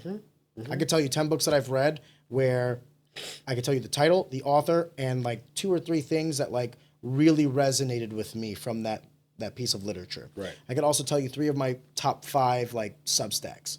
Like, I choose to bring in a wide breadth of information, and I like that even if some of the information is something that I might not like, because it'll present to me a perspective that I might not want to know. Right. It keeps you out of that echo chamber. But need to know. I love America. I think it's the greatest country. It's the greatest invention of man. However, there's a lot of corruption. There's a lot of bullshittery. And if I can be honest with you, the best and brightest are not in politics. No. They're in business. Right. By virtue of the incentive policies. That's neither good nor bad. That just is. Right. I think more so now than in any time in history, because of the tools that we have at our disposal. In previous points in history, going left or right was more of a ripple effect because the change was isolated to like a geographical location based on technology. The invention of the wheel, fire. It's like one person invented or found fire. I don't want to say invented because it's a chemical equation. Anyway, they found fire, and then how long did fire take from that one individual to spread throughout humanity? Right. A while, because of the technological hurdles. We now live in a time where technological hurdles are gone. Something can be learned today, and then in less than 3 hours, you and I can be known about it, right? That's good and bad. My fear is the rate of technical. Okay, let me give it to you this way. The rate of technological change is exponential because the smartest among us will use the technology prior to build off of itself. However, there is a lag from the populace. Do you know how your cell phone works? The code behind it. Couldn't begin. Why iOS is different from Android software. Do you understand the difference between a PC and Mac? Do you understand the difference between open source accounting and closed source accounting, or open source coding and closed source coding? Most people don't. Now, here's the problem with technological advancement. Because it's the initiator and that the rising tide will lift all ships, that delta, and I said this on the Zach and Pat show, the delta between ignorant and stupid is only going to grow more. To be ignorant is to understand you're stupid. To be stupid is to think that you're smart. And that delta between the Right. mass populace will only get larger because even I don't know how the majority of this shit works. Well, what happens when we enter a world where we are so benefited from the technological and chemistry and biology, the vast sciences that exist, we benefit from them so much, but we have become so disassociated with the means of production that we don't know how to replicate it. If humanity is to truly prosper as a species, we cannot make it so the top 1% are generations ahead of the bottom. We can't. Right. That delta will always exist, but we need to strive to make sure that it is as small as possible. It will always exist. Like, there will always be rich, there will always be poor, there will always be educated, there will always be lesser of education. But we need to make sure that, like, the lowest amongst us is not, literally like a different species.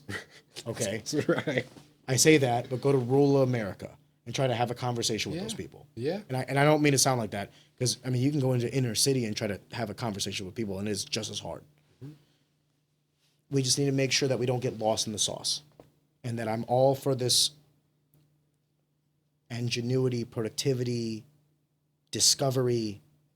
But let's not forget why we're doing all this. And the why is for humanity. Let's not lose sight of that. Right. But to bring it back to America specifically, Well, that was the foundation of America, to do it for society. I would make the argument that people could not be people until America. America was your first go at God-given rights. Real freedom. Real freedom. Hadn't existed before that. It was, or at the very least, freedom was contingent upon something. You were preordained by God with certain inalienable rights. How bold of a standard to set that would subsequently uproot the very fabric of their own society. You cannot tell me that every man born has inalienable God-given rights and then have slavery. You can't. Right. You cannot tell me that is so, but you can't give women the same rights men have. Right. America in its own creation unravels itself. And that's the beauty of it, because it still sustains itself, because it's right. Give freedom to the people. Project the individual. It will subsequently invest into the masses, because you as an individual will make friends. Do you want your friends to have less rights than you? Absolutely not. Do you want them to have less opportunities? Even if they think different from you, do you want them to be able to voice their opinions, or to, to create a space in which the best ideas could be battled? I think it's necessary. I agree. And the amount of people, like, we were talking echo chambers, that cannot be in any environment where they hear one iota of a thought that doesn't align with theirs is, I don't know if it's at its peak for human history, but in my lifetime, it's the most I've ever noticed. What if I told you that notion doesn't actually exist, and that it's lazy intellectuals that don't understand how to articulate the very fabric in which they live their lives? Because they're lazy intellectuals, they think themselves intelligent, but they don't understand why they think what they think. That's the reason echo chambers exist. I think it's twofold. Explain. I think it's that, and it also goes into this addiction we have to instant gratification, right? Like, if you're parroting my ideas when someone else has been telling me they're wrong, right? Well, Arion says I'm right, this person says I'm right, and this person says I'm right. So what do you have to say about that? They're all three smarter than you, There's so many of those situations that arise where we are looking for confirmation bias more than we are to find out what the actual truth or answer is, I agree with that, actually. I think confirmation bias has been one of the absolute biggest downfalls of social media and the internet in general, because if you want to find it, it's out there. I don't think it's the downfall of social media. I think it's the bread and butter in which it succeeds. Confirmation bias. It creates the echo chambers that we live in. It's a double-sided sword. It's bad for society. Right? It's bad for humanity, but it's great for Meta. It's great for X. Damn right. It's great for TikTok. You're damn right. And when you can feed off the propaganda and, confirmation bias, well, now you're getting people to be addicted to themselves. Right? Because you can, everywhere you turn, see, I'm right. I knew PETA was bad. Whatever it is, you can find something and someone to agree with you. Let me ask you this. Do you think ignorance can continue to be a choice? I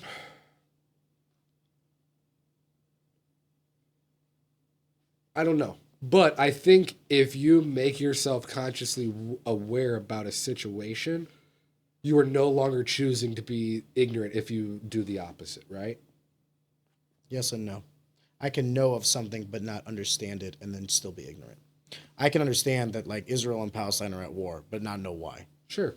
I can understand that we're $36 trillion in debt, but not know why. Right. I can understand that Trump is going to be the next president, but not know why. Right. I can still be ignorant and still, at face value, understand some sort of, this is the reality in which I live. So, are we still choosing to be ignorant then? Yes. Okay. So, right. Because you've never had a readily available source of information more available to you than today. I have family that lives in Israel. Couldn't tell you one reason why they're at war. My Abba, he was escaped from Austria at the beginning of World War II. Him and my great grandma Frida, they snuck out. They're Jews. Are you Jewish? So Jewish by ethnicity, not by religion. Gotcha. Yeah. The blood. Well, because you're an Israelite. Exactly. Judaism is an ethno. Judaism is the religion. Israelism or Israelites are like the how would you say it? The race. The race. Yeah. Thank you. Yeah, it's an ethno religion. Yes. Technically, right? So like my grandma Eva, my dad's mom, was a first generation Israeli citizen. Oh wow. So she had dual citizenship, right? And where do we start with this? Fuck. We were talking about how you can still be ignorant about an issue even though you're aware of the topic. Oh, right. We were talking about Israel and Palestine, right? It was just one of the things that Sure. And that's going back to that. Like, my grandma was a first generation Israeli citizen. My grandpa fled Austria and ended up in Palestine. Right. Yeah. And out of the frying pan and into the boiler. right, and then fought in the British Army, and then after the war, and they separated everything, and Israel was gifted back to the people.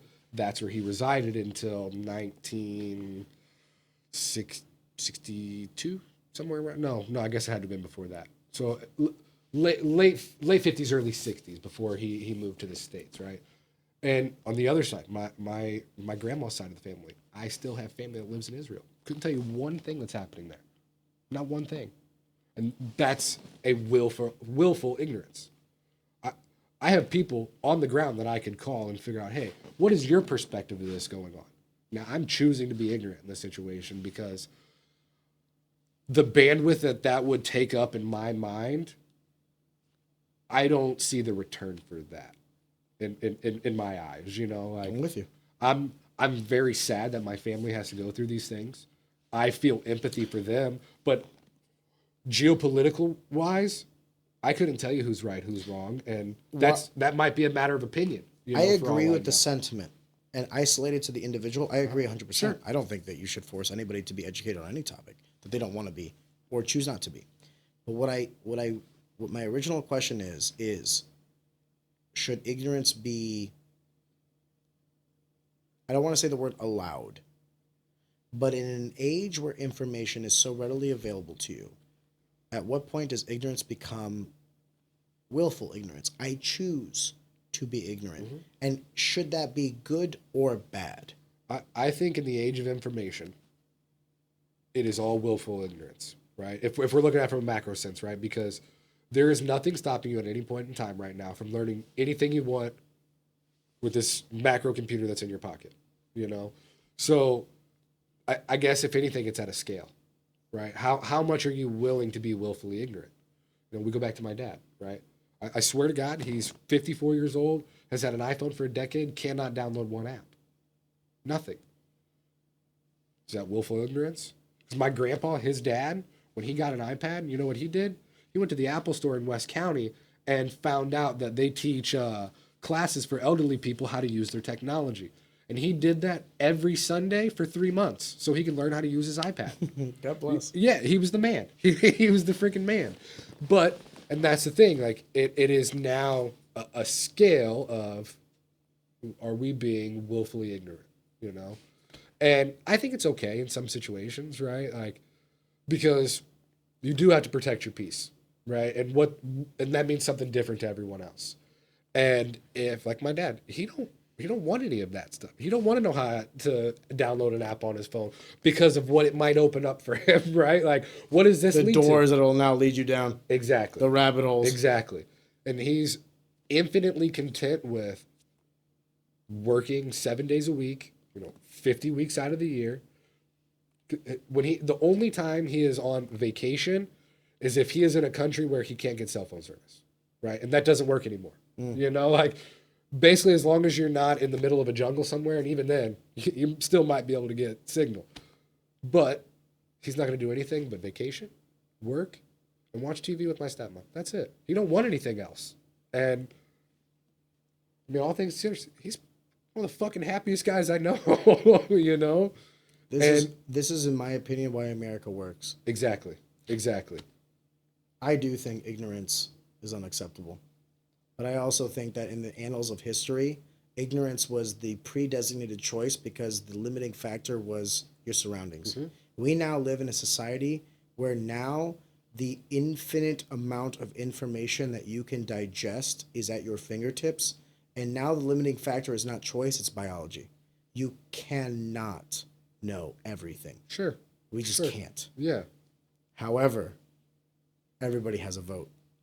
And the ignorant and the intelligent alike vote. And, I go back and forth on this, and I think to myself, is money in politics good? Is the vote good?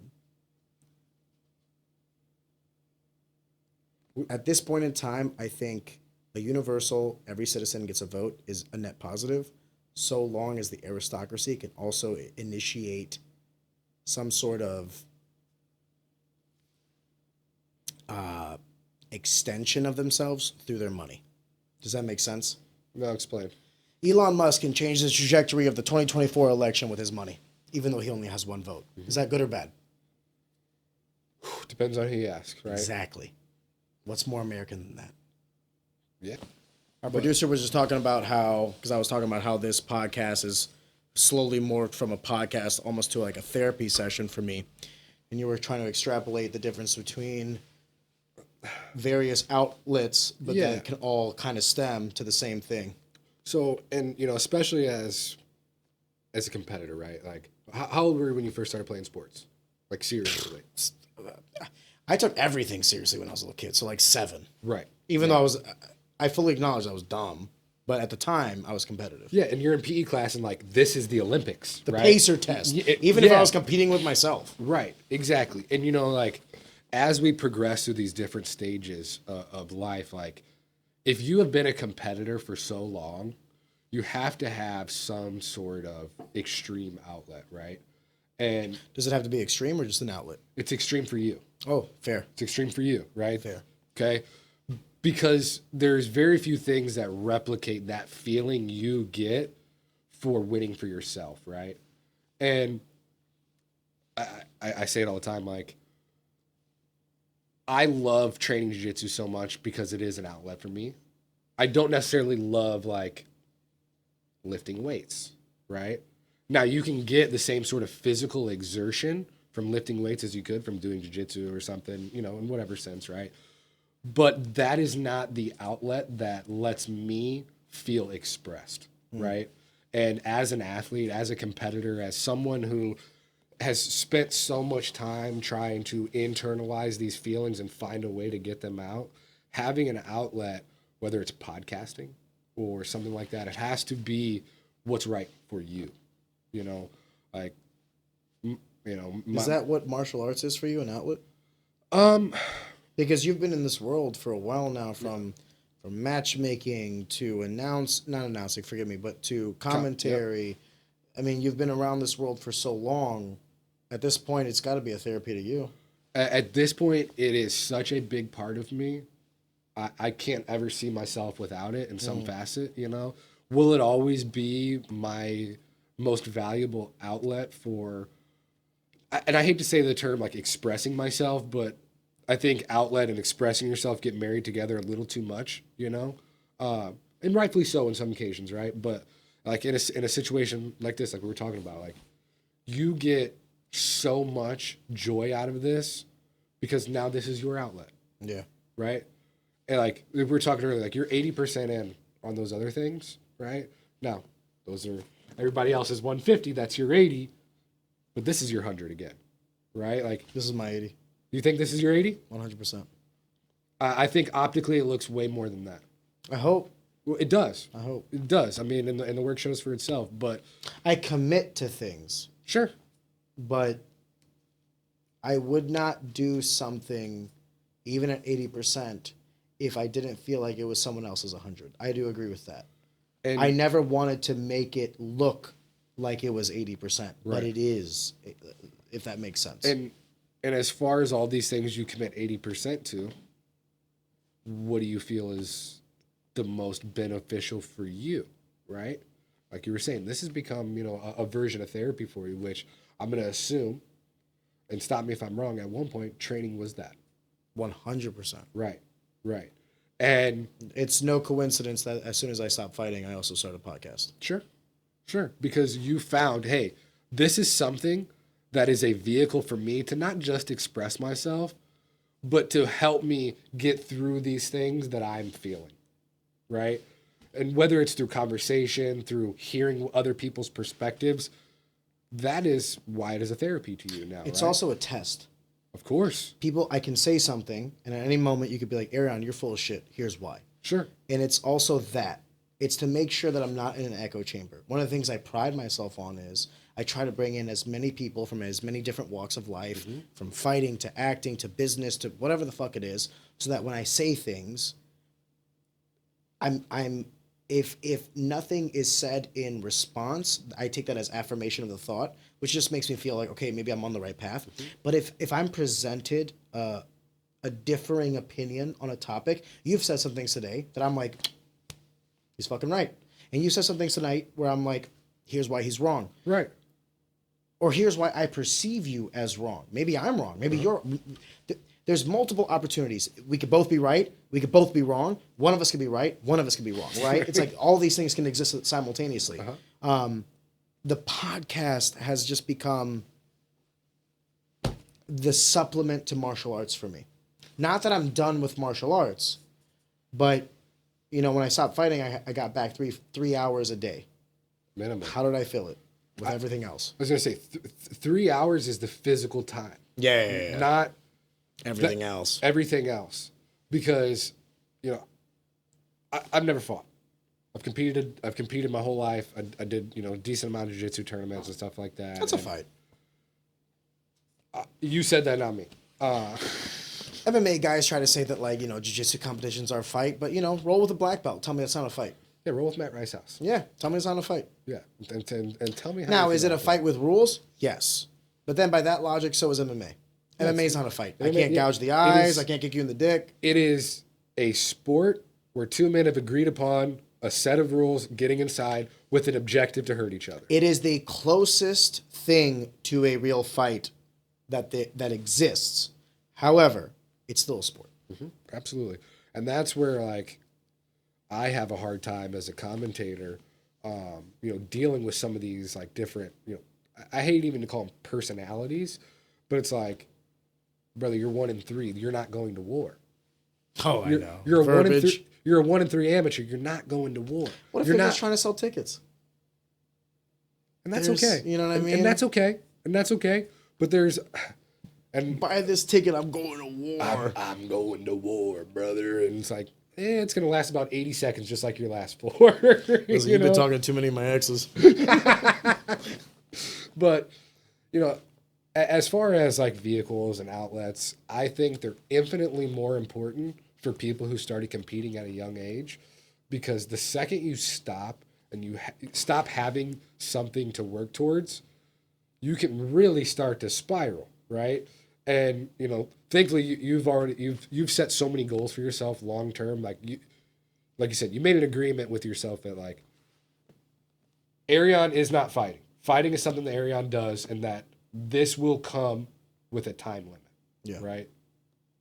I don't have to tell you this. How many fighters have you met that don't have that internal dialogue? Oh, no. They won't even allow that conversation to go on around them. It's a double-edged blade, because I believe those that really succeed in the sport do succumb to that psychosis. Sure. However, I always operated with this realm of reality of like, that's 1% of 1% of 1%. Mm-hmm. Am I that? Maybe. But what if I'm not?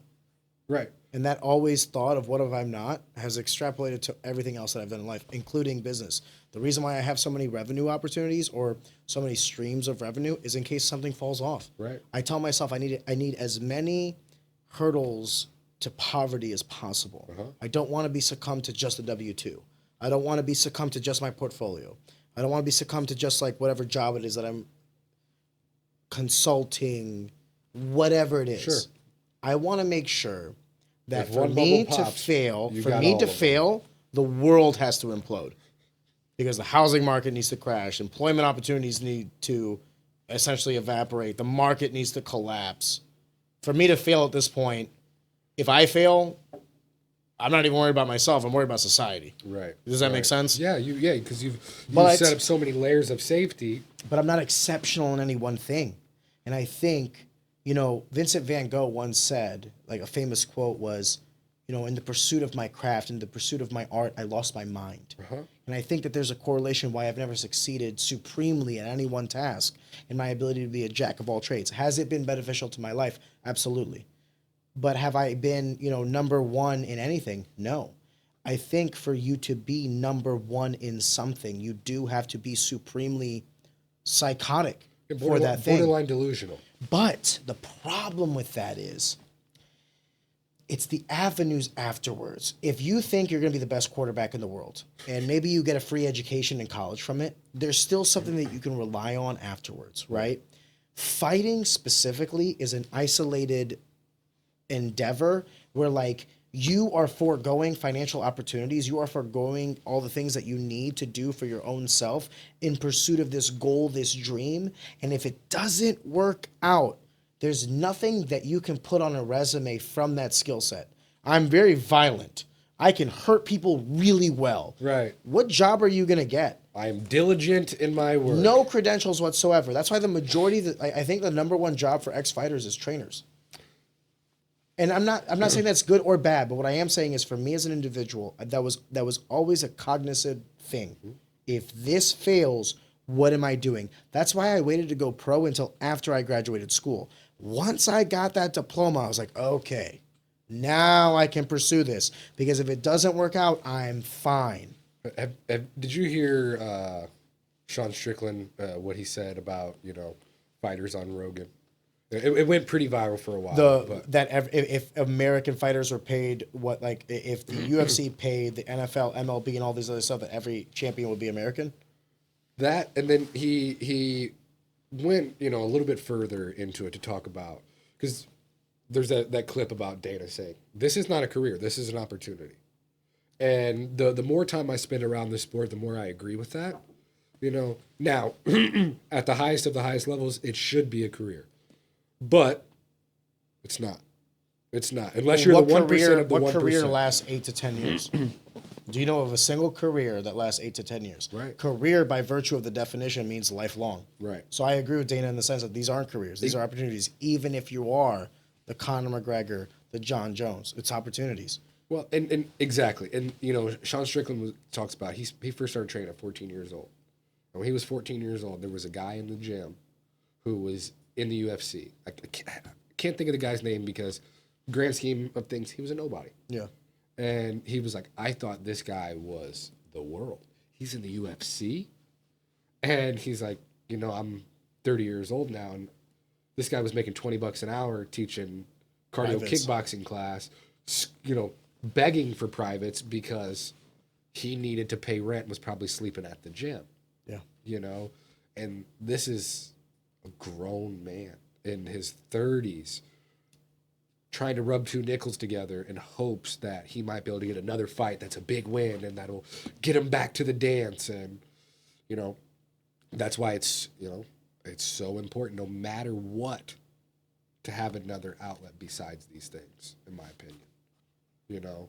How do you combat that with the sense of like, I've sat with Sean Woodson. I've had conversations with Charles Johnson, Buckley, Evan Elder. Uh-huh. I've had conversations with a lot of UFC fighters now. I've been blessed to say that I could do that. And the one thing that I'll say about all of them is they all have this unwavering belief in themselves, which I think is a prerequisite to be at that level. You have to. That's no longer an accolade.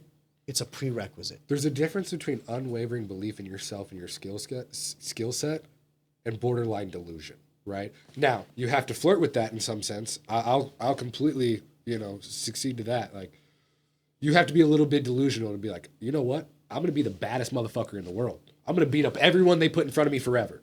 You have to be a little delusional to think that, right? But depends. What if you give yourself a time frame? I can beat everybody in front of me until the age of 34. I think that's confidence and like calculated confidence. I think delusion would be like, I could fight till I'm 50. I think that's delusion. Now I think we're putting metrics on the same thing. Or I mean, we're putting not metrics. I apologize. Now we're putting like a cap on the same. Well, okay, thought, let me right? tell you. Let me tell you. If a fighter comes up to you and says, "I want to fight at the highest level until I'm 34 and then retire," is that delusional, or do you think like, "Well, that's kind of calculated. Well done." I don't think that's delusion. But if that same guy tells me, you know, I want to fight at the highest level and I'm going to beat every single fucking person that you're going to put in front of me, no matter what, it's not going to be close. Which those are really how a lot of those conversations have. Like Sean Woodson, for example, one of the sweetest, most humble guys you will ever come across in your life. I don't see him as cocky whatsoever, but he is confident beyond a shadow of any doubts in his mind that he's one of the best fighters on the planet. And, you know, this weekend, he proved like he is exponentially growing every single time he steps in that cage. But I think it would be very wrong for him to say that there's not guys who would give him a tough fight, you know? And I think he would agree with that. And I think he would tell you, hey, this guy would be a tough fight for me. So he would be someone that you would name, quote unquote, not delusional. Not delusional, not whatsoever. Not in the slightest. But don't, by virtue of not being delusional, do you think he could still attain the highest level? Sure. So then is delusion or that ability to be, you know, flirt with that line? Because, you know, when you look at like the true greats, the Khabib, the John Jones, the Silva in his prime, he fought, some would argue, a little too long. To be that level, 1% of 1% of 1%, right? Yep. You walk into any gym, you go into St. Charles MMA, you might get 40 fighters. Of those 40 fighters, 20 of them will go pro. Of those 20 pros, 10 might fight for a premier organization, and I'm talking about like LFA, Cage Warriors, what have you, Fury, Invicta if there are women. Of those 10, maybe 1 or 2 get to the UFC. Of those 1 or 2, will they ever get ranked? Of those, will they ever get to like a spot to even fight for the championship? Will they even ever win a championship? Will they even ever defend the belt? Like, Right. dude, we're talking about levels to this stuff now. And my whole thing is the same mentality that made me not proficient in fighting is something that fighters are going to have to overcome in order to be successful, and that is that delusion. That self-belief so supreme, so primal, that I don't care what anybody else says, even at the detriment of themselves. I think that's needed. My only regret is that this is an endeavor that leads to no prosperity outside of it. You could say, I'm going to be in the NBA. I'm going to be in the NFL, MLB. And at the very least, you can get a piece of paper that says you're smart at something if you go to college, right? Wrestling is another, you can get a full ride scholarship, NIL money, what have you, through the sport of wrestling. You can't get that with MMA. No, DJ said it best. MMA is the easiest sport in the world to be the most successful, the fastest. Yeah. Right? Especially in your small pond, like locally. Well, even in the UFC, there's a guy, Benoit Saint Denis. Okay, French guy, special forces, was a judo player, growing up. Started training MMA 5 years ago. Yeah, but here's what I would say to that. Before you continue that conversation, I always say, like, if I believe something, if I'm willing to say it in front of someone's face, I'm not about to tell these guys that MMA is the easiest sport to get great at fast. Not in front of their faces. I spent 11 years of my life at it, and I couldn't do it. Just because you and I couldn't, right, doesn't mean that it's still not. Yeah, but you're referencing a quote. Sure, I understand that. But he's saying, in general, MMA is the easiest sport to win a world title in. He might be right. Okay. Think about... When we say world titles, are we also extrapolating to, like, the Olympics? I'll leave that discernment up to you. So think of it like this, right?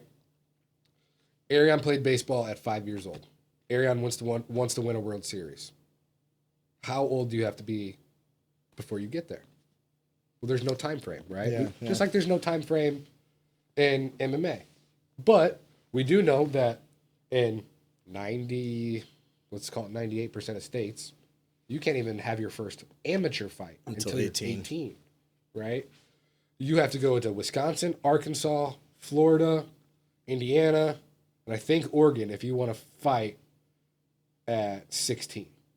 So I think there's maybe 5 states that will allow you contact to the head in a real fight. No shin guards, no rules that are different for the amateurs. And you can do that 6 years. Cyril Gane, right? Obviously, he was a kickboxer for forever, but he did MMA for 3 years and was top 3 in the world in the UFC and fought Francis Ngannou and then John Jones. The distinction between amateur and pro, to you, what does that mean? Piece of paper. I agree. So I agree. I know amateurs that could be pro, and I know pros that should have never gone pro. I cornered a guy. That's why it dilutes the until recently, the state of Missouri changed the laws where you actually have to have at least at least 5 fights and a winning record. But I saw Dustin Lampros fight a guy for a Shamrock FC main event who literally had no fights prior to that. Well, let's talk on that then, right? That's insane to me. That guy can now say he's a professional fighter. But that's like a slap in the face to everybody who's an actual professional fighter. Tim put that rule in place. And after that fight. And it was one of, I think it was already in the works because when I was still working for Nemesis, we had talked about these things, about making a push for them because Tim had talked about them previously. But that rule is for Missouri only. I agree. Right? So. Not I agree. I know. Sorry. So, like, Ariane lives in Kentucky and has 0 fights. Iowa. Any of these states. Tennessee, Arkansas. I shouldn't say any of them. A giant majority of these states, you do not have to have 1 second. Nevada, California, and honestly Missouri, only because we have Tim Lukhanoff, who's been doing it for 32 fucking years. Your podcast with Tim is something that I think should be mandatory for every MMA promoter and fighter to listen to so they understand the scope of the rule set, the scoring, and how we got to where we're at. Yeah. The thing I see the most outside of, coaches fighting about matchups and stuff is the discrepancy in how fights are scored, right? And me for a long time too, I didn't really understand why we weren't on the same scoring metrics as Nevada, California, and some of these other states. But it's also because no one ever explained that to me. Hey, these rules were adopted at this time. We're gradually trying to change them. We have to do as much as we can with what we're given, and that's all we can do, right? So, like Tim making the rule that you have to have at least 5 fights with a winning record. That's probably the best thing that's happened to Missouri MMA in my lifetime. But yes and no. Okay. What if you have 5 boxing matches? Doesn't count. It does count. It does now. You can then, go. I guess. You can go pro in. Here's the stupid. Oh, yeah. Okay, that's different. Let's talk about it though. Because the problem with the antiquated weight system of MMA is in isolation. But if you're a professional wrestler, you're now a professional athlete. If you have fought one fight, no, not in the state of Missouri. So that Colton Theron Vaught, must see TV. I'm gonna give a shout out to my boy. Okay, he is the mid states pro wrestling heavyweight champion. Okay, and he fights for us at Synergy FC. I mean, I think he's had 6 As an amateur? Yeah, he's had 6 fights in 2 years for us. Was he paid?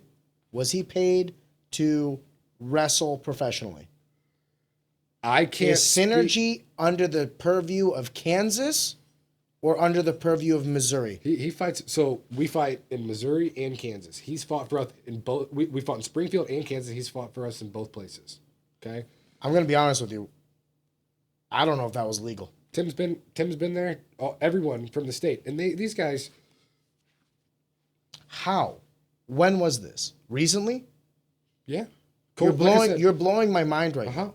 Because Tim, I had Kevin Lee Davidson is his wrestler name. I'm not going to say his real name, but Kevin Lee Davidson was on. He's now he's a professional wrestler, a professional wrestler coach, and also a promoter of professional wrestling. How long? And he told me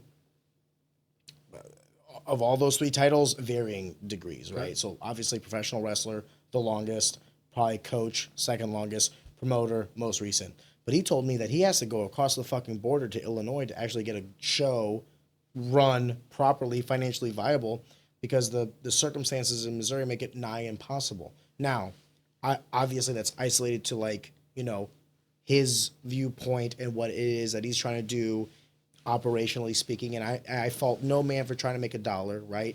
But what I am trying to say is, there's a reason why Brock Lesnar went straight to the UFC, and that's because he was already a professional fighter by virtue of being in the WWE. You're correct, and possibly maybe there's a loophole in the Missouri Athletic Association, but then go to another state, and this is like the craziness of. Well, you have to apply for the pro license in whatever state you go to. Exactly, right?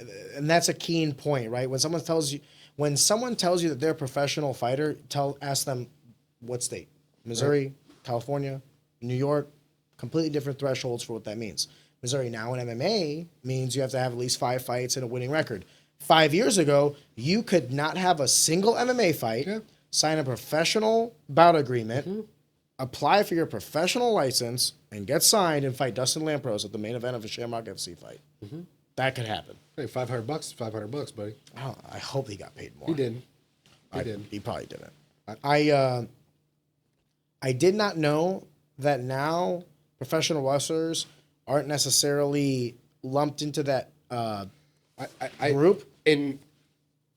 Here's the problem. The fact that we don't even fucking know, isn't that kind of crazy? I thought that was the rubric, and you're telling me. But here's the thing. If this gentleman fought at a Missouri sanctioned event and wrestled for AEW, by virtue of that, my man, Tim Lukianoff had to approve that. So then, yes, maybe being a professional wrestler no longer means you're a professional athlete. But I thought the distinction was, and by the way, I've had conversations with Tim. The distinction is whether or not you are getting paid for sponsorship. That's completely different. Sure. Name, image, likeness is under the purview of amateur. I can pay you for your name, your image, your likeness. I'm not paying you to do whatever it is, wrestling, basketball, whatever. Sure. I'm not paying you to do that.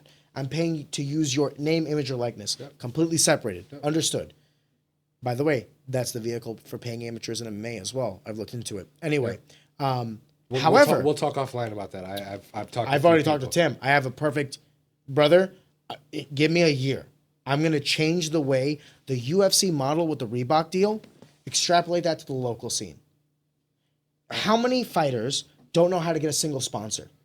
How many promotions can't get a sponsorship? Imagine you're going to a promotion and you're saying, not only are you going to sponsor the event, you'll be a sponsor of the venue, but every single fighter will have a fight kit on with your logo on it. It's a value add. Don't give too much. I of this don't away. care if they know, because this is not information that's like, isolated to myself. Jesse Finney, Brad Carey, who's the guy that does Synergy?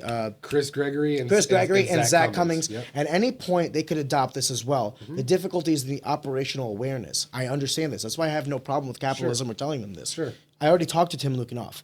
Name, image, likeness. The same reason amateur athletes at the college level can get paid, amateur athletes at local MMA can also get paid, because I'm not paying them. By the way, you have to add a little virtue into this. I cannot pay them from the LLC of the promotion. Sure. But as long as I isolate that, you can create a separate LLC that all the money from the sponsorships go to. You sponsor the athletes. It's a game you're playing financially. Absolutely. But as long as the promotion is not paying the athletes, name, image, likeness, I can pay the amateur fighters as well. Now, here's the thing.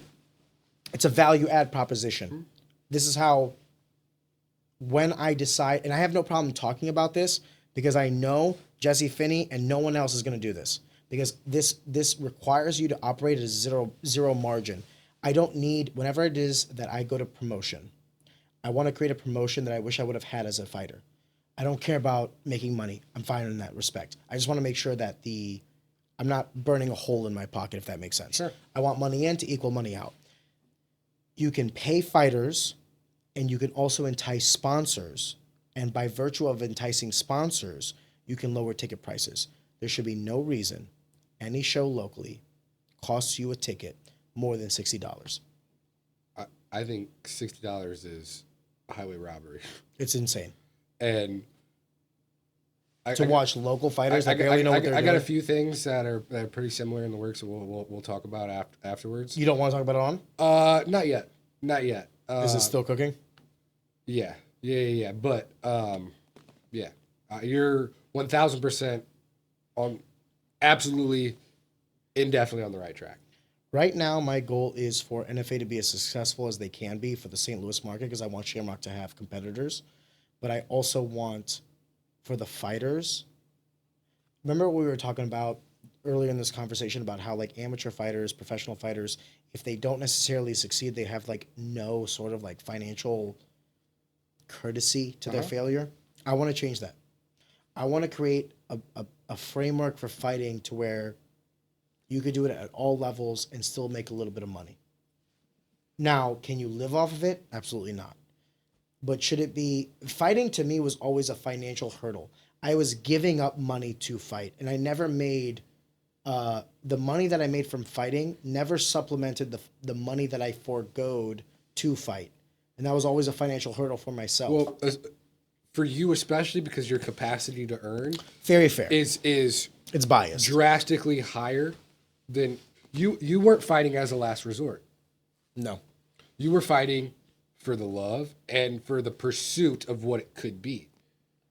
Yeah.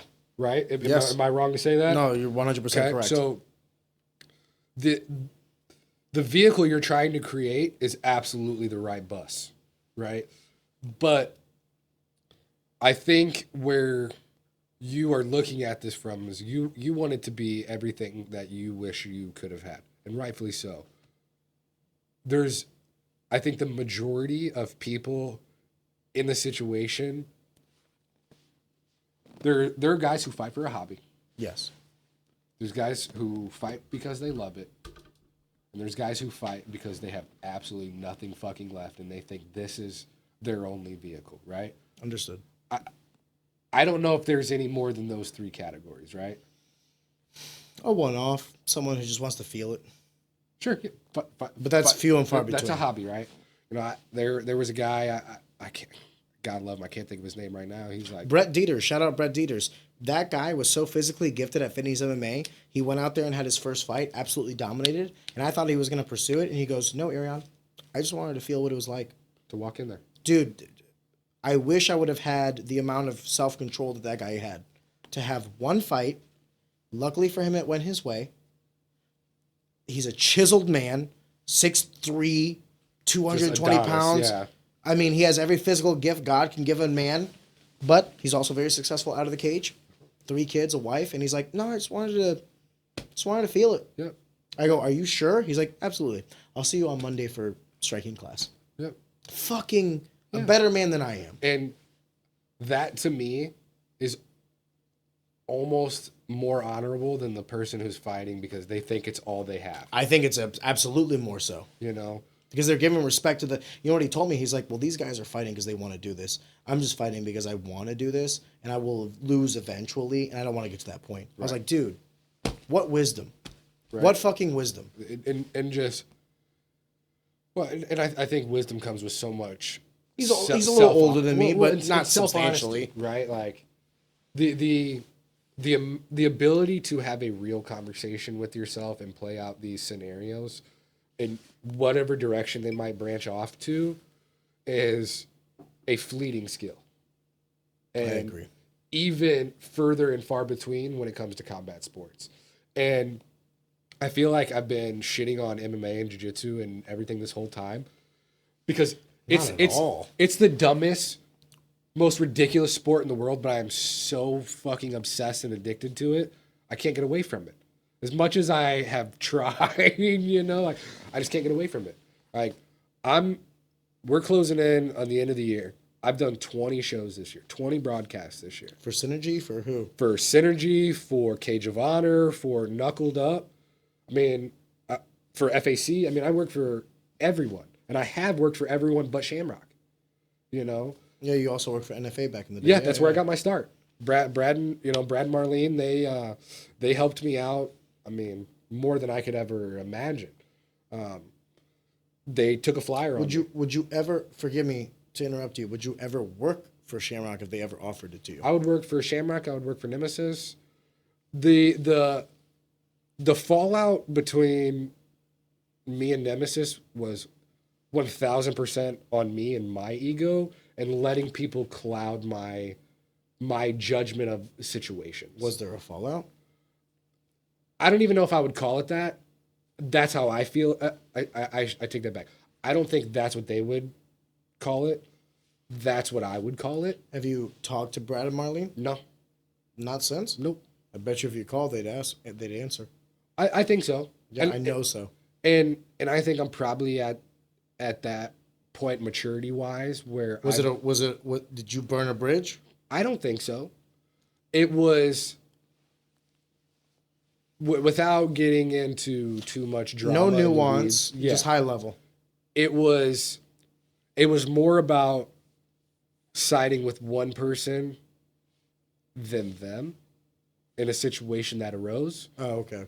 And I let someone else get into my head.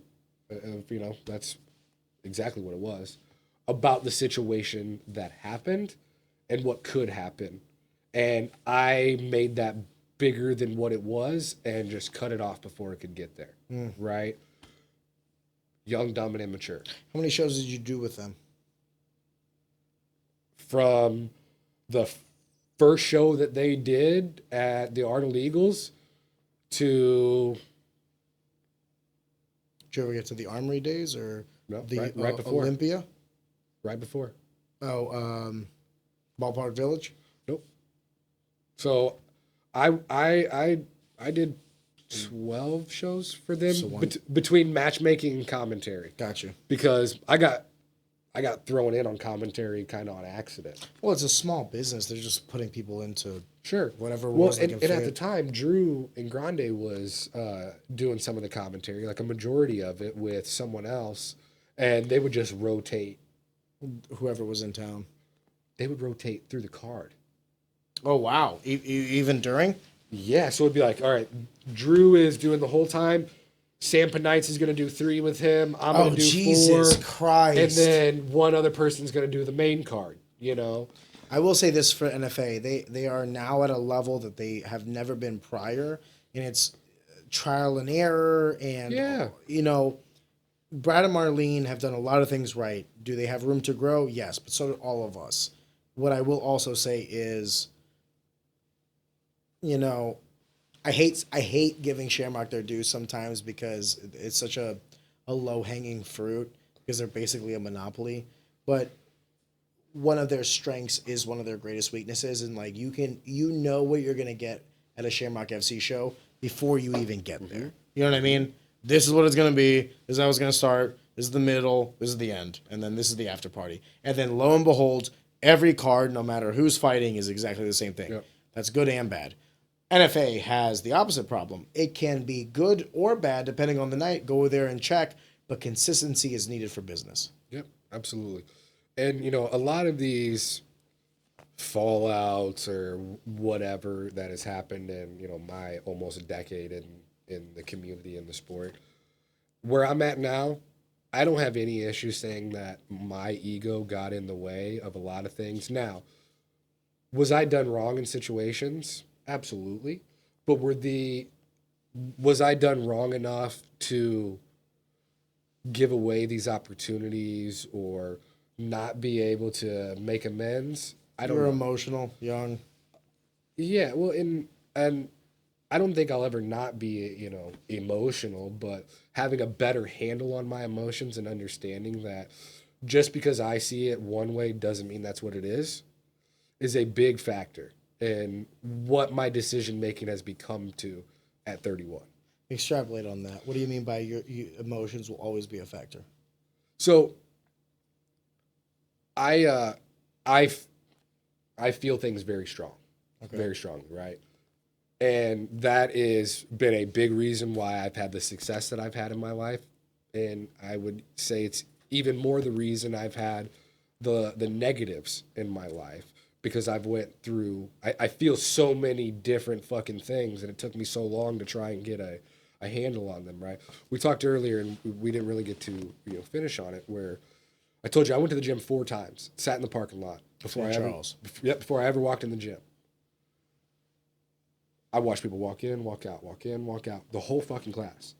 And I'm feeling so much that it becomes paralysis by analysis.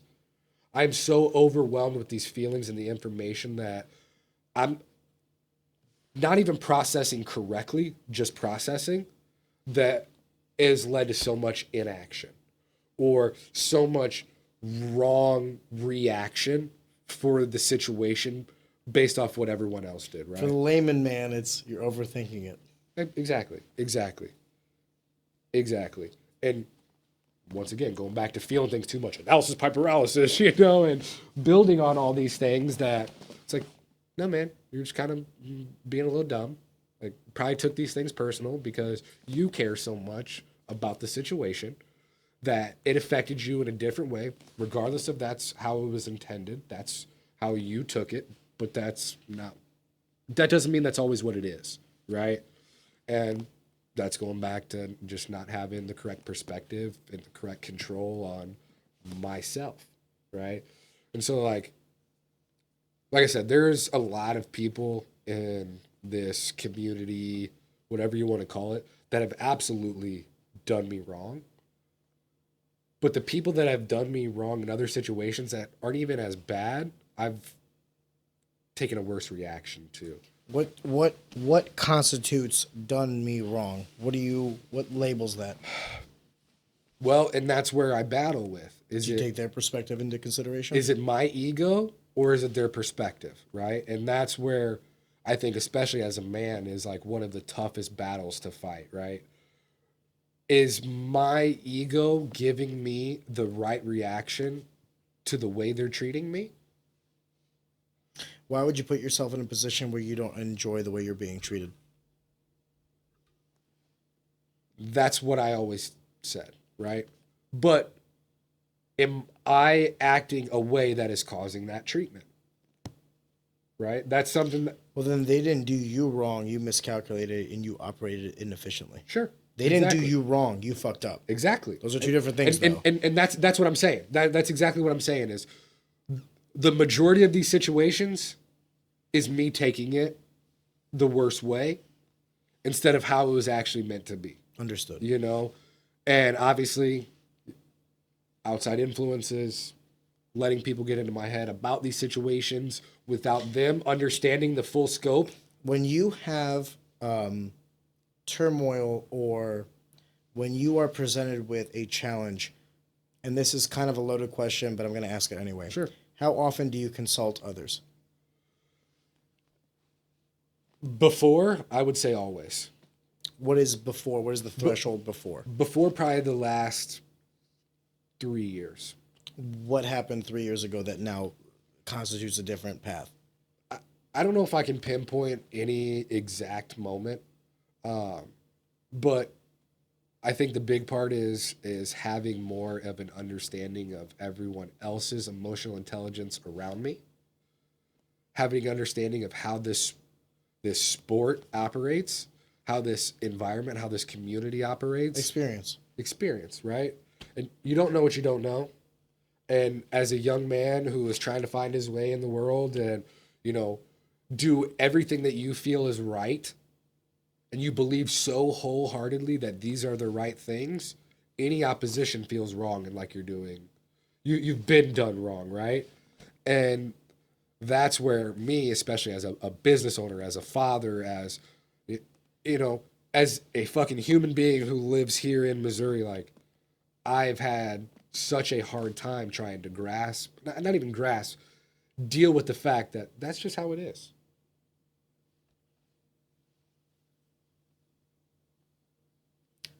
I never put myself in a position that would ever be in opposition to the individual's self-best interest. Mm-hmm.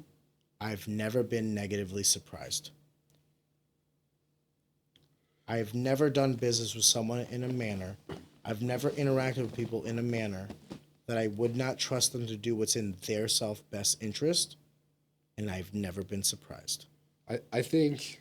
Did you trust people to do something you perceived was right at the cost of their own best interest?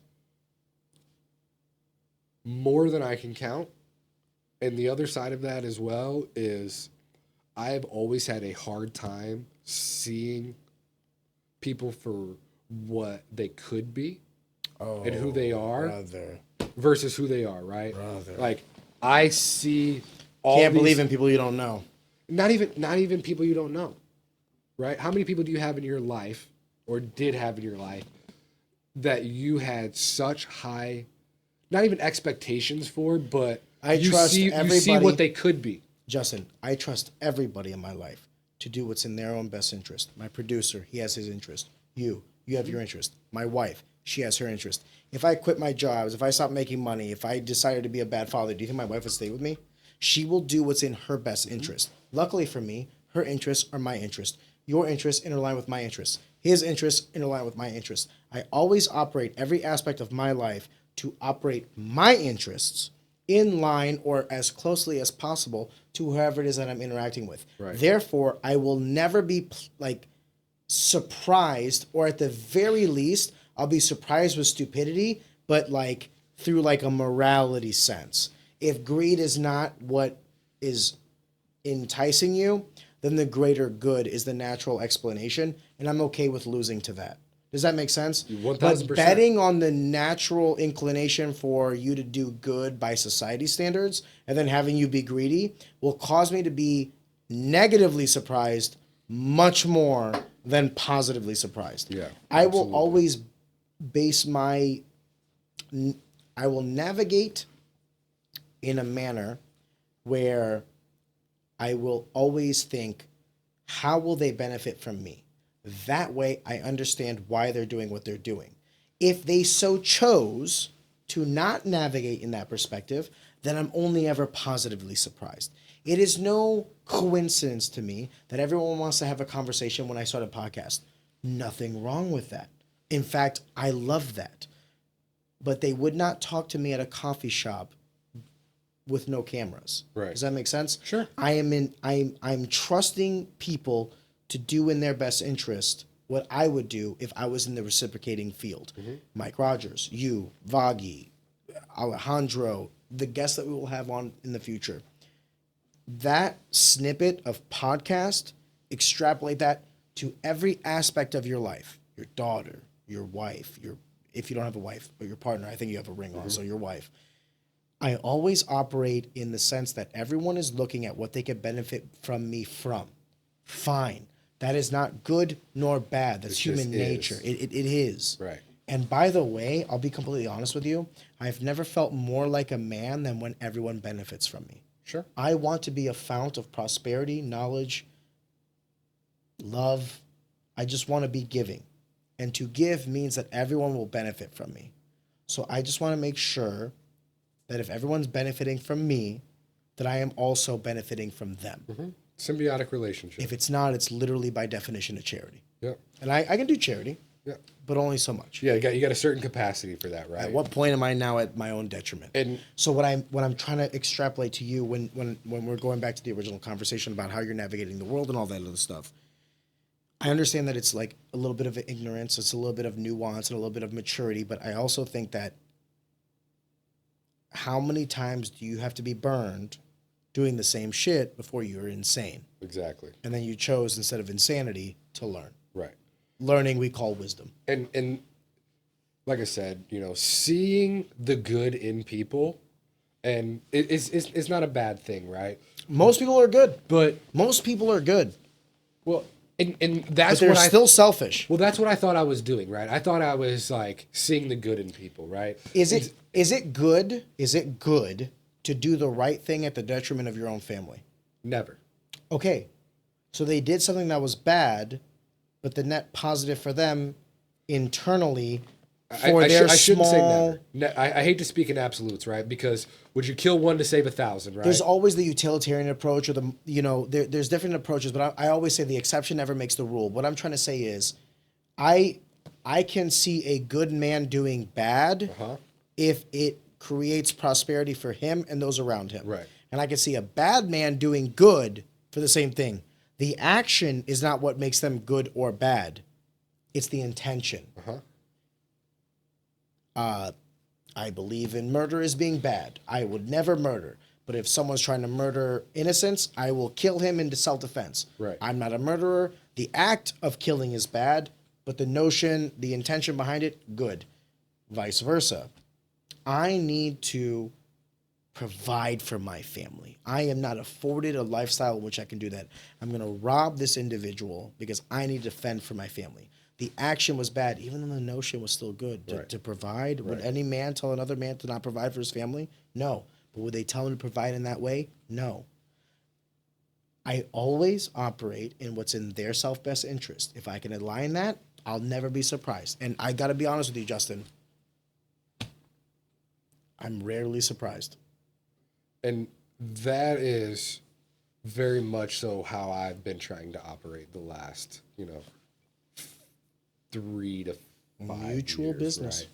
Right? And exactly, like I put so much emotion into my business that it took over the fact that, hey, this is still business, right? And there's a difference between being emotional and being passionate, right? Yeah, I agree. Okay. And I conflated the two drastically, right? Because I have a vision for something. That doesn't mean you have the same vision for something, even though we are working in the same space. Right? If we're partners, correct. Even if we're just existing in the same space, right? Like, competitors? Not competitors, but like, hey, you and I work together, right? You have a vision for what your version of success is. I have a version of what my vision of success is, right? And where I have truly found the most troubles in my adult life that I can, think on right now is wanting people to be what they could be versus taking them for what they are, right? And you see that in relationships, girl gets her ass whipped by her boyfriend of a decade, but she keeps going back to him every time because, when he treats me good, right? And you base so much off the fact of what could be and what you see sometimes versus what actually is, right? And I let that get in my way more than I think probably anything in my adult life outside of paralysis by analysis. And I mean, are all of the down, fallouts and everything that I've had in my adult life 100% my fault? No. There's mutual blame on each side. But I know that the way I've reacted to most situations probably escalated it to a point where it led to these things. And I'm willing to accept the blame for that. 4 or 5 years ago, absolutely not. I was infallible, and right, 25, Young, dumb. young and dumb, full of cum, and you're going to do whatever you can to make sure that you're heard. When making sure you're heard isn't as important as making sure what you're saying is right. Or that it's valuable. Exactly. And, back to an ego thing, right? Like, I felt so much of what I had to say at all times was valuable because I have these ideas that, hey, I'm seeing this works over here. How do we apply it here to make it work with us, right? Whether it's with NFA, St. Charles MMA, my own personal business, like all these other ventures that I've, delved into over, the last 8 years that have consumed my emotions and taken away from my logic, right? Ooh. They started in the root of logic, got consumed by emotion, and then got lost in the translation, and I think that's a real, downfall of mine. Now, The difference between a genius and an idiot is success. right. These same passions, these emotional thought processes. Had you been a millionaire, you turn back and you say, "This was the secret to my success." I don't necessarily think that that's the wrong approach. Perhaps it did not have the outcome that you desired, so you view it as wrong. And what works for me might not work for everybody else. Sure. Does that make sense? Yeah, 100%. I don't think that there's a golden path. If you ask 10 entrepreneurs, how'd you make your wealth? You're going to get 10 different fucking Well, answers. I think that's, going back to, how beautiful this country is. Like, there is no golden path. I agree. Like I said, my dad, like, borderline can't read. And has... If he was on this podcast, would be like, I can read. He's like, but let me grab my glasses. Let me put my finger under the line, and But when he was 20 years old, driving a produce truck, and painting apartment complexes on the side, he didn't have any vision or idea of what this was going to lead to. He had 3 kids at home that he needed to fucking feed, and he's 22 with 3 kids living in a trailer in O'Fallon, working 7 to 7 and painting on the weekends on his free time, and now here he is 25 years later, VP of operations of, one of the best produce companies in the country. You have an esteemed amount of respect for your father while also slightly, I don't want to say the word angry. I was very, very mad at him for a long time. Yes. But part of that was, one, I felt like I could never live up to what he did. When you say what he did, what his way of life? The amount of success he had. Motherfucker, how do you know that? You're 31. Exactly. Young and dumb, You have but you have no idea right now. Yeah. What if in the next 10 years you're much more than you thought you would be? And I know that I will be, right? At this point, I've accepted that. I've accepted that. Part of it was I was so afraid to not live up to that, coupled with the scarcity mindset that I was, beholden myself to, like, this could all go away at any moment, no matter what it is, as opposed to like, I don't know, I'm going to figure this the fuck out no matter what it is, right? Understanding the difference between the ability that those are just, that's one side of the street versus the other. My dad was like, yeah, I'm going to fucking figure it out. And for the longest time, I was like, well, how the fuck am I supposed to figure it out? And it's just very much of simply, taking away those few words. Trial and error. You ate shit for a couple of years. Now you can. Yeah. Now you can strive. Like I said, there's no world where my dad envisioned driving a produce truck was going to lead him to being one of, like, the most respected guys in the produce industry. What was your mother like? A psycho. An absolute psycho, bro. Extrapolate. So my mom is very much a narcissist, and this isn't like Are both of your parents still alive? yes, and Okay. and they're not together. And okay. yeah, they haven't been together for a little over 10 years. What's now. your relationship like with either of them? Father. Now, for the first time in my life, I got a good relationship with my dad. I haven't talked to Mother? him. What'd you say? Mother? Haven't talked to her in 6 years. Okay, so there's Yeah. there's a bias here. Well, yes and no. Because if I would have asked you this question 2 years ago, you would have said bad relationship with both. I wouldn't have said a bad relationship. I would have said I didn't have really a relationship With your father. with either, right? Okay. Like, I had way more of a relationship with my mom than my dad always growing up because my dad just wasn't around, you know? And By proxy. exactly. But then again, my mom wasn't much either, you know, out at the bars, all this other shit, running around. And Really on your father and you knew it? oh, yeah, everyone knew. And this isn't a secret that I'm, like, divulging on the podcast. Like, everyone fucking knows. So your this. father knew as well? Yeah. Yeah. So when I was 12, That's a mind-blowing revelation. so when as long as I can remember, my parents did not like each other. Clearly, Right? they liked each other at some point. After Or else we would not be having this conversation. in my lifetime, Forgive right? me. They dated for a couple months. I'd say dated. My dad was delivering produce to the store my mom worked at. And Right. he had some game, and your mom and Right, she right. was intrigued. Right. And God bless, by the way. Thank you for being here. and basically 9 months later, here I am, right? And they had 2 kids from separate people. My mom had a trailer in O'Fallon. My dad moved in with her when they were pregnant with me, and they kind of just existed. What are your relationships like with your brother and sister? So that's what I was getting to. My brother, when I was 12 years old, passed away of an overdose.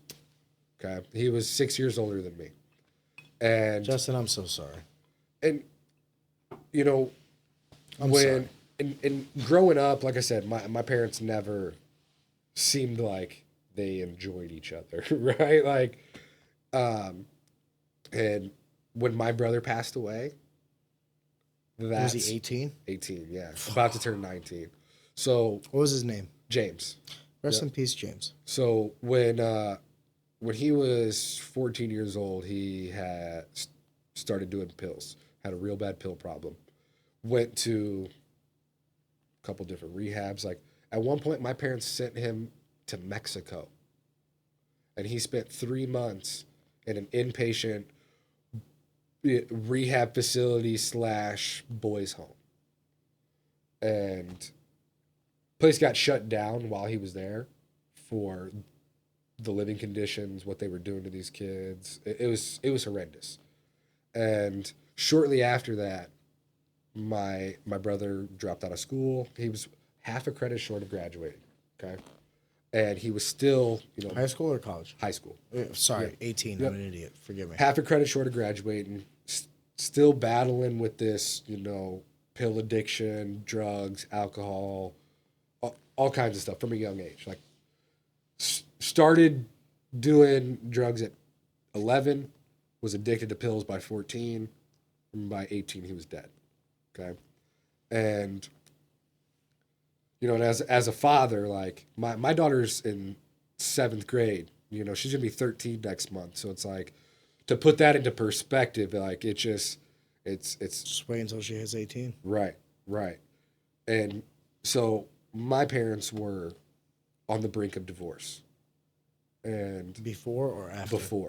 Before. And then when he died, they decided to stay together for me and my sisters. For me and my sister's sake. Was that a net positive or negative for you? Infinitely a negative. Everything got drastically worse because, so remember I told you, my brother is from my mom, my sister is from my dad, okay? Well, at the time, my sister was dating some guy, and How much older is your my sister? sister's 4. My brother was 6 years older than me. Okay, so when you were 12, she was 16. She was your brother 16. Was 18. Yep. Forgive me. Yep. So, we're a little staggered, but those two are closer in age. She's a right? senior when you're a freshman, maybe if. And well, I was a little bit. My birthday is July 22nd, so like I was a little bit, ahead of the curve. Like I should have been 2012. Really, I made the cutoff by 8 days. Oh, okay, so you were a freshman. Yeah. No. She graduated 2009 or 2008. She started. You graduated 2011. Yep. So she was a senior when you were a freshman. No. My brother was 08. I was. So then she was 07. Okay. Yeah, she was 07. So my brother was 08 and I was 11. He was a senior when I was a freshman. Forgive me. So you just missed high school together. Forgive me. Yep. But they were in high school together for 2 years. Oh, fuck. Right? And so at the time, my sister was dating this guy who was selling oxys. And my brother, for the longest stretch and almost, 7 years at that point, was clean. He was enlisted in the Navy. He had a friend who was kind of helping him get right. But he needed 1/2 of a fucking credit to graduate high school before he could go off. Right? It was either get your GED and go, or you get this half credit and go. Yeah. And he was going to night school at Hope High in O'Fallon, and got done with his work one night, and his buddy, hey, I'm gonna come pick you up. I'm with these girls, yada yada yada. And when they picked him up, they started drinking, and the girls were like, hey, what's up? Let's get some pills. Let's do some oxys, yada yada yada. So my brother called my sister's boyfriend. Well, my sister, who was with her boyfriend. So does he have the hookup? Oh, he was the hookup. He was the plug. And they met up with my brother and his friends and these 2 girls, and they got pills.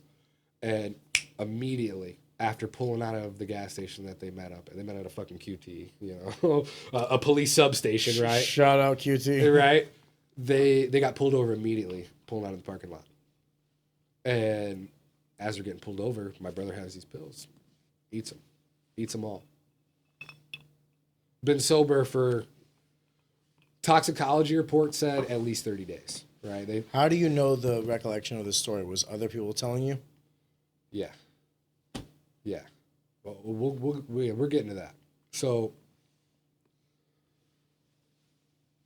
my brother eats these pills after drinking, 1/2 of pop off, takes 2 or 3 20 milligram Oxycontin after being sober for so long. And I don't know how much you know about taking pills and alcohol. Brother, I love alcohol. I'm not a consumer of many drugs. Listen, that's not to say that I've not dabbled in anything. I've done a little bit of all.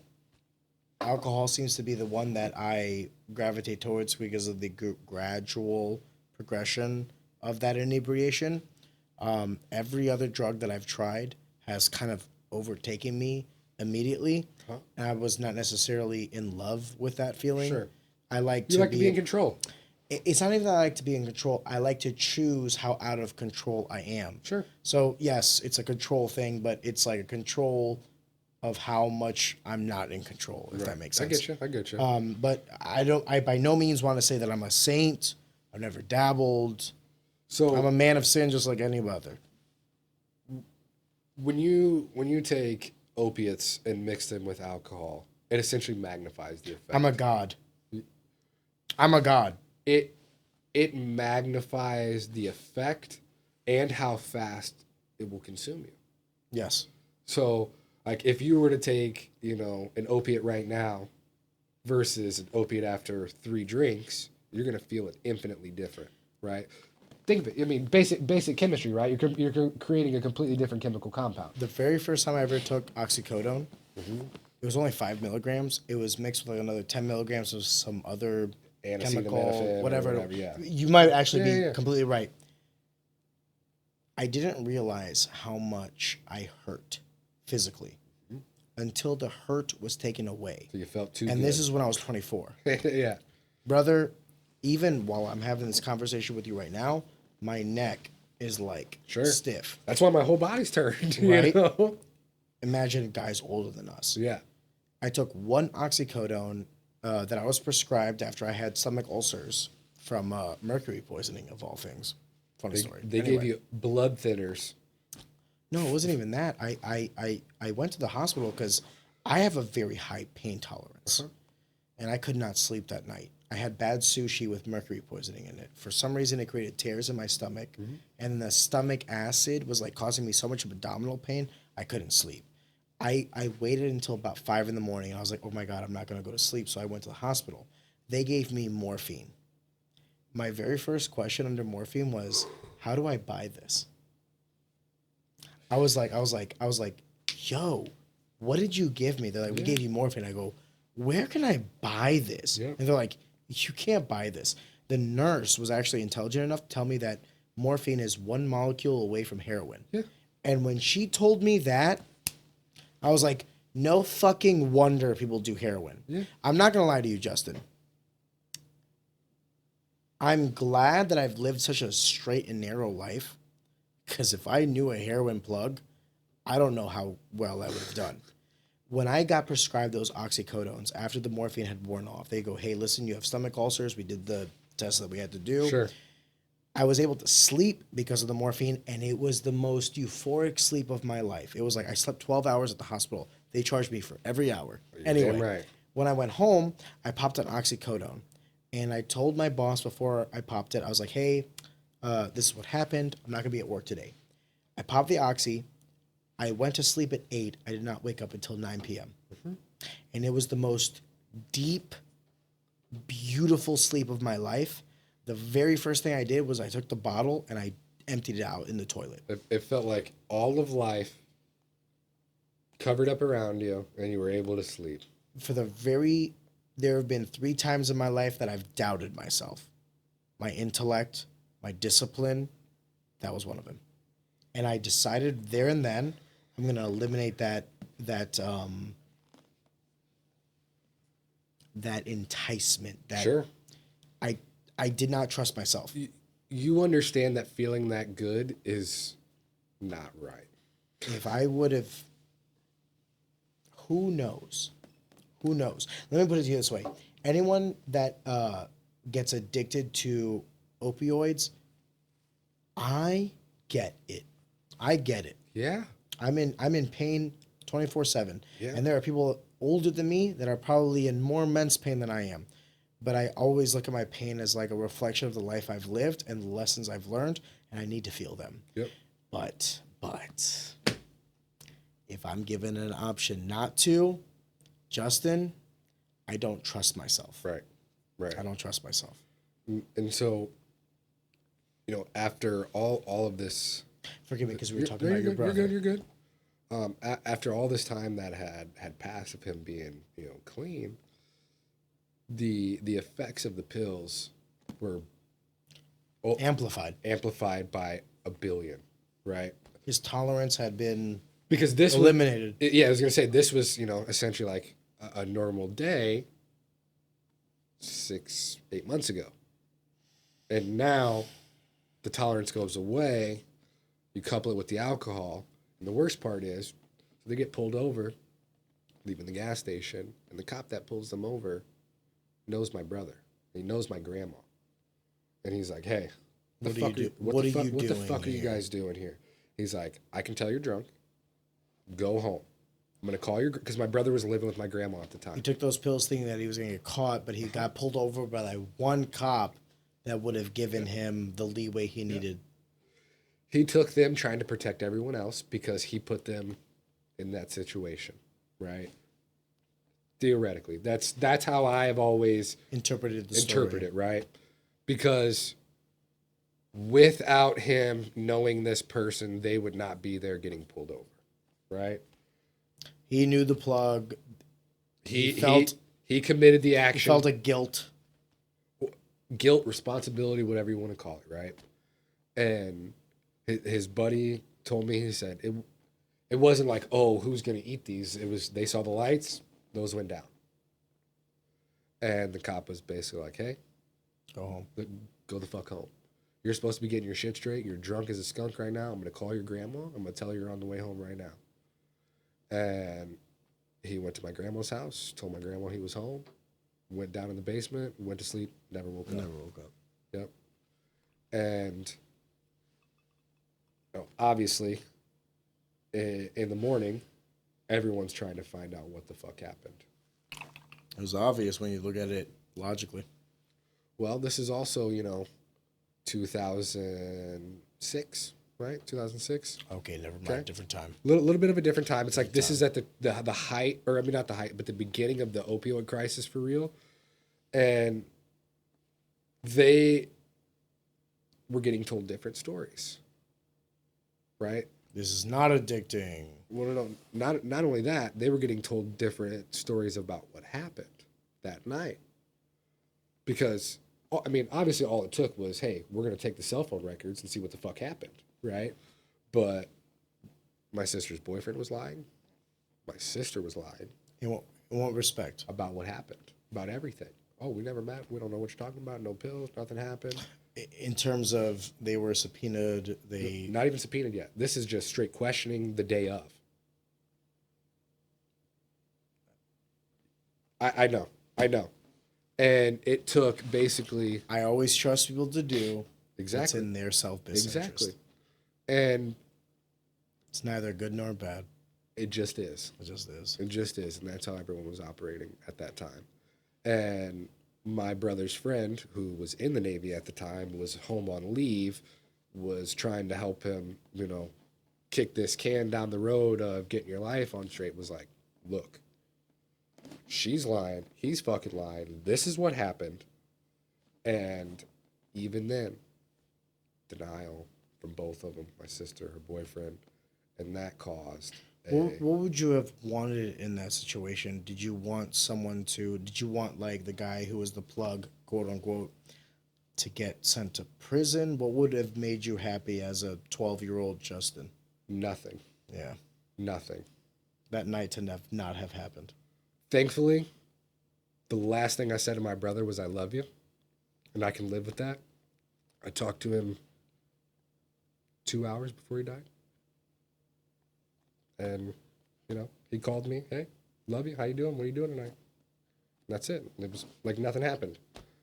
And, here we are, like, I'm 31.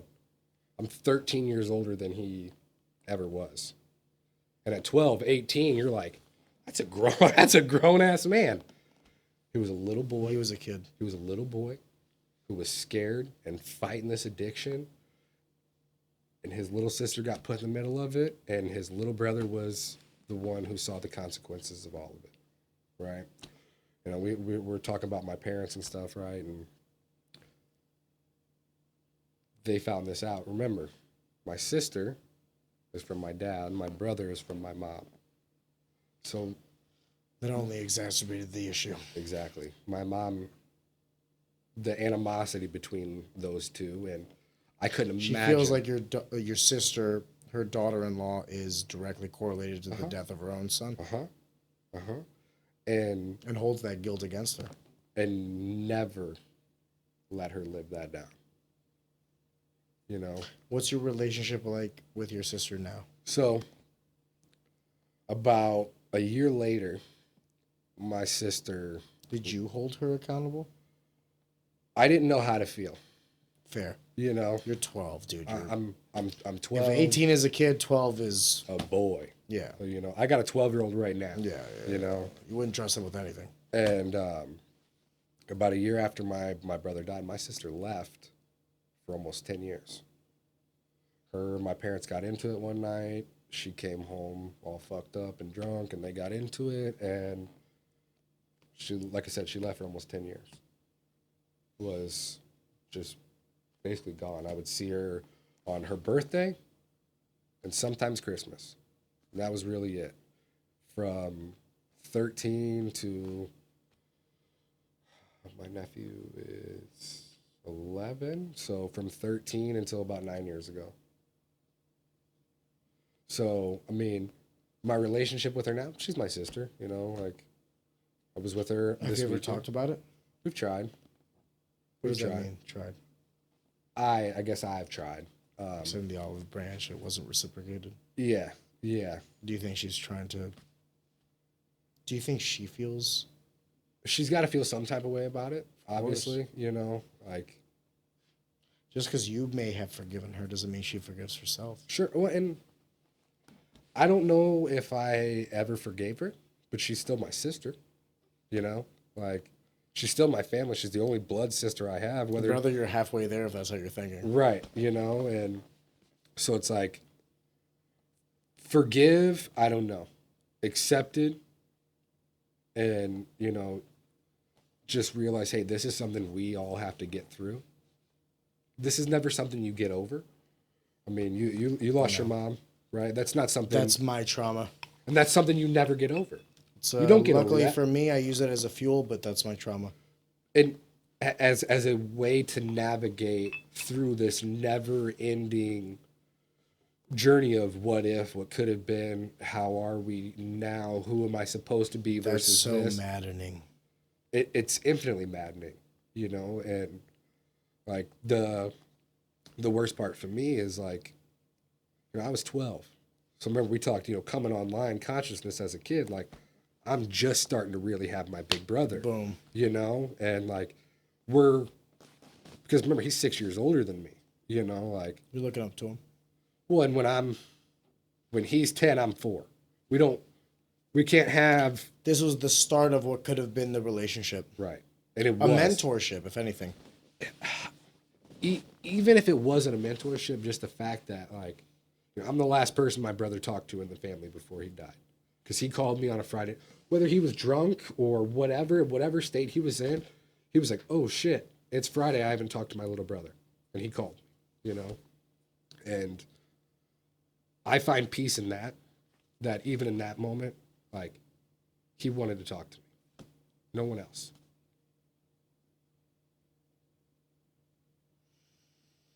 I had an idea of what this conversation would entail. We haven't touched a single thing. I wanted to talk about your business. I wanted to talk about entrepreneurship. We'll do that part 2. You know, Part that stuff, you know, like. Justin, I'm sorry for your loss, man. And I'm sorry for yours, man, but I think it is a giant part of who both of us are today, good, bad, and different.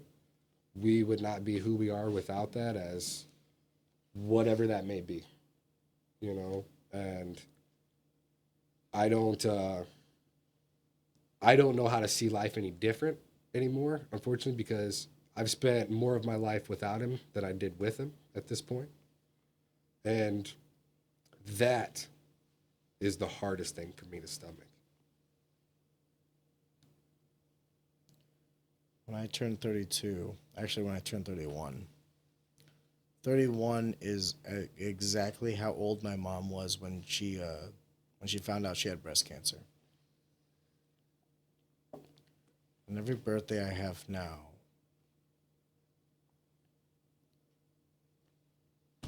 it's hard to celebrate. It's like, I think about it from her perspective as well as mine. Like, she died when she was 41. She found out she had breast cancer at 31. God damn, she was a soldier. Yeah, brother. Don't call me the fighter. But I think to myself, like, you know, if I had 10 years to live from 31 to 41, the fuck am I doing with my time? And she didn't know. So I have the benefit of hindsight. And it's not like I'm going to die at 41. This is why I call it a trauma. I am 100%, like, I'm 100% cognizant that me and my brother are most likely fucked up mentally. 100%.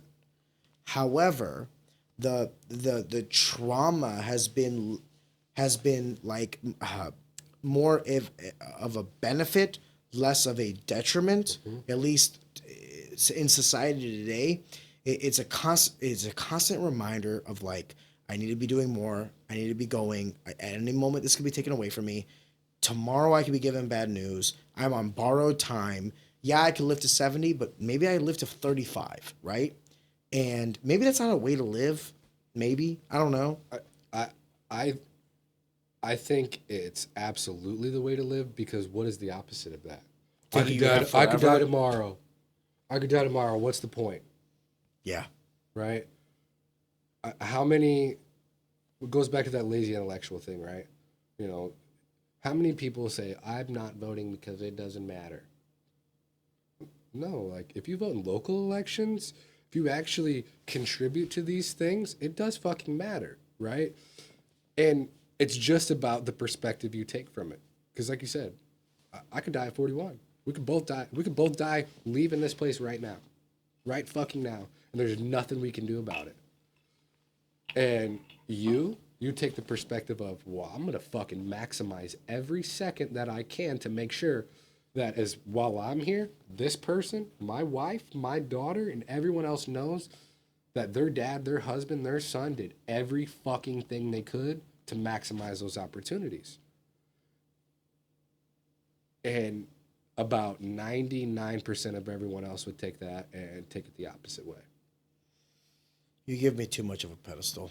I'm not putting you on a pedestal. I'm telling you what I see and what I've been through, and the fact that you have allowed yourself to achieve these things. I don't even want to say in spite of what happened to you, but that helped fuel it. Because of. It helped fuel it, right? I tell my wife all the time that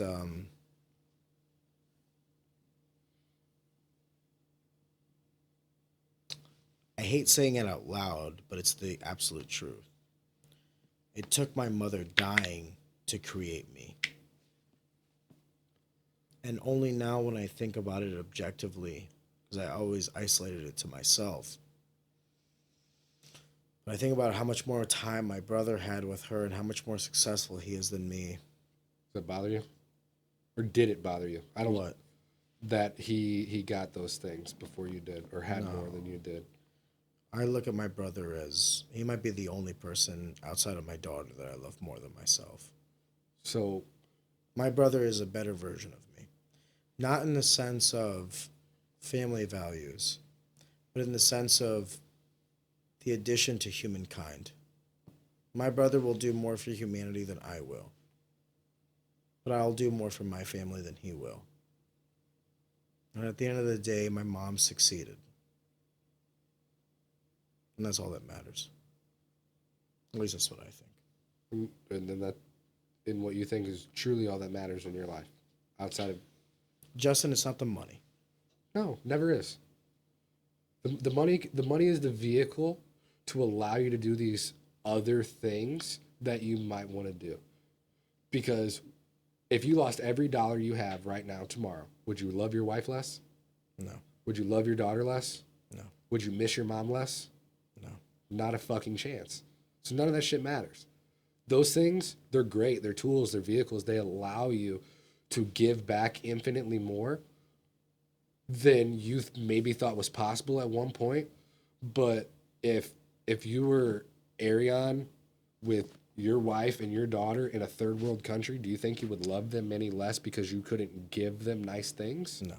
Right. Doesn't matter. Doesn't fucking matter. It's great. It's great that you have allowed yourself these opportunities despite what you've been through to still succeed. And like I said, man, like I get asked to go on podcasts all the time. This is one I sought to be out on because I respect you so much from the things that I've heard. You know, this community is very, very, very, very small. It takes one phone call to find out anything about anyone. You know, everyone talks. Everyone's got their own opinion. And what I've heard from you, what I've heard from people that I respect and I care about, and even people that I don't respect and don't care about, I'm proud to say that, like, hey, man, I wanted to be on here. Because my time's valuable. You know, I'm a business owner. I'm a dad. My wife's at home right now making dinner. She's fucking doing homework for her master's program right now. And I'm here drinking whiskey on a podcast with someone that I respect.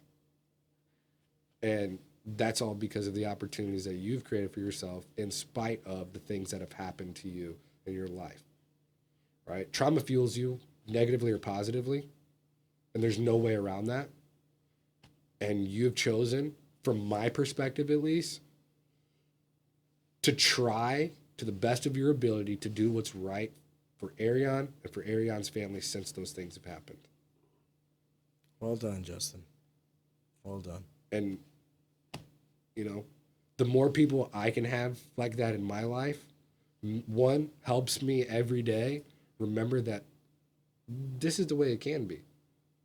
Because, remember, we talked, you're a product of your environment till you choose not to be. And sounds like a long time ago you chose not to be, right? You want a better life for yourself because of these things that may have happened to you, and you stopped allowing whatever negative, I shouldn't even say negative forces, but these obstacles that arose, instead of stopping because they're there, you tried to find a way around them. There's so many people, because of what they've dealt with, these mountains that keep coming and coming and coming in front of them because it never stops. It's fucking life. Anyone that tells you obviously life is easy is a fucking idiot. Life can be easy if you make the right hard choices. Hard choices lead to an easy life, in my opinion. And hard work leads to an even easier life long term. But without having the understanding that no matter how hard you work, no matter what you do, those things still might not come. But the hope and the prosperity that they might has fueled more dreams than that's killed, right? And I've seen that from my perspective, and that's why I respect you so much to ask to even be on the show. We've been doing this 3 hours. I haven't talked about my business one time because I wanted to have a conversation with you because I knew we sit down, we're going to have a great conversation. My business, it does very fucking well without me doing any promotion. I got a great product. I have a great reputation in a lot of different industries. I didn't care about, like you called me the other day. What do you want to talk about? I don't give a fuck, man. I want to sit down. I'll have a good time. I want to drink some whiskey, and I want to have a real conversation with someone that I respect and hopefully will understand where I'm coming from. And that's all I ask for, you know? Like, there's no agenda on this for me. We haven't had one fucking agenda since the second we started. And you said therapy, right? Like, that's why this is so important, because you can have the right conversations with the right people. And, you know, it's episodes like this that I truly don't mind if anybody listens. No, because it's about the conversation. And that's why I was intrigued about the headphones originally, is because, like, it takes you out of the fact that this is a conversation that just so happens to have microphones involved.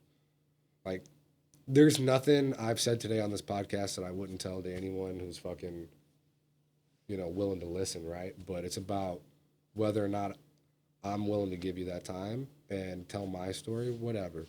But I respect what you've done, what you're doing, and what you stand for enough to ask to be here. Because that's the shit that makes me happy as a person, you know? Like, there's so many people that operate in that scarcity mindset. And I did it for myself because I want other people to be happy, but I was worried about what I could lose.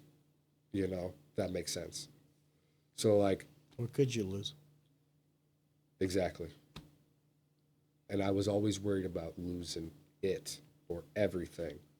When in all reality, it's like, as long as you are doing what's right, making sure that people you love are taken care of and doing what you feel is true, what are you going to lose? What can you lose? Right? That's the essence of being a man. Exactly. Taking care of the ones you love, handling yourself in a manner that is respectful to you, your legacy. And when I mean legacy, I mean what's been bestowed to you and what you will leave behind. Yep. Every time I have a podcast, I always have this high leaving it because it's like it's a conversation that I didn't think I would do some sort of internal searching. I oftentimes say I've had certain choices in my life that have propelled my life. Like, you know, I chose to do this instead of that. I went left instead of right. Zigged instead of zagged. The podcast may have been one of those decisions. Mm-hmm. I didn't realize this much about myself, or about my guests, or about how many people I've had on that are so similar to me. Getting to know people, in my opinion, is one of the most important ways of getting to know yourself. Because you say it all the time, right? You don't know what you don't know. And until you can understand other people's perspectives, other people's emotional intelligence, their emotional availability, where do you set the gauge at for yourself, right? And do you think that the gauge you set for yourself is distinguished based on what you see per your purview, or something you set for yourself unbeknownst to the accolades or the measurements of other people? I've never set a goal for myself based on someone else. They've always been internal. Man, I can't say the same. Really? I think like I said, I think I've spent so much time trying to get other people to see what they could be instead of making myself what I can be, because I was hoping getting to them where they were at, helping get them to where they could be would help bring me up, right? By proxy? By proxy, right? And then you get into this this battle of sunk costs, right? How much have you invested that will never bear fruit?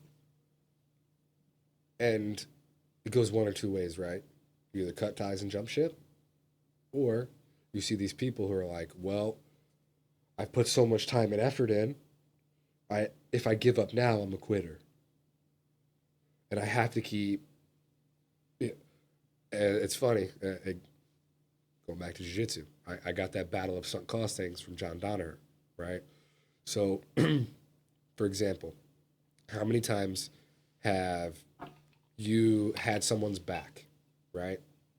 And you're at this tipping point where they're, maybe about to get their elbow in between you guys, and your hips are even, and now it's a race to the top. Okay? But you have spent so much time investing, getting to the back, that no, I'm going to do everything I can to stay on your back. When in reality, like, hey, motherfucker, go back to mount. Just go to mount. It's there. It's right there in front of you. But you've invested so much in getting to the back that you're willing to burn the ship, end up in bottom because you fought so hard and didn't realize that, hey, if you would have just taken the mount right here, you could have worked to get back to the back, right? It's that battle of sunk costs, right? Like, I've invested so much into this. If I give up now, what was it for? This is the benefit about being 80% into everything and not 100% into anything. Uh-huh. I don't give a fuck. Yeah. I will burn any ship. I'll burn any bridge. I don't give a fuck. If it means the sustainability of the sustainability or longevity of the greater goal, yeah, which is the most amount of prosperous to win. Not even to win, because I've already won. It's more about I am 32 years old. How old was Mike Rogers when he started St. Charles in May? 20 years ago? He's around my age, roughly. How many lives has he touched? Devon Ford, when did he start teaching? Think about all the kids that he's changed their lives. 1980s? 50, 40 years. In the grand scheme of the Coliseum that is everybody, I am so small. But you're a winner. And I'm aware I'm small, but now it's like, okay, this is the best way I can describe it. Everything that used to keep 18-year-old Arion up at night, I've succeeded at. Now, 32-year-old Arion is kept up at night for vastly different reasons. And I choose to live my life that way. Always on edge, always with anxiety, always with how I can produce more, how I can create more, how I can, Justin, I don't know what I'm doing. I just know that it's right. Does that make sense? Coaching, podcasting, businesses, whatever the fuck it is, it's right. And that's all I need to know. And I think that's one of the biggest realizations I've had is right is different to everyone else. And your right is not mine. Very fair. And mine is not yours, right? Very fair. And understanding that as long as I feel what I'm doing is right, I can have content in that.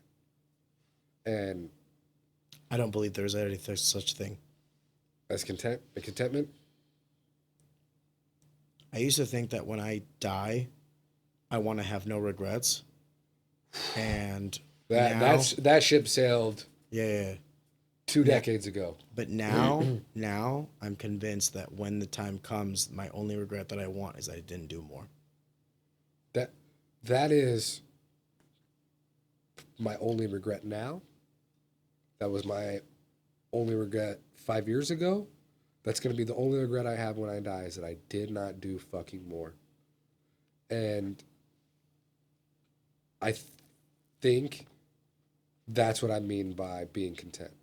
I understand that no matter what I do, I will want more. And that's okay. It's okay to feel like, hey, there is more out there. There is another level we can get to.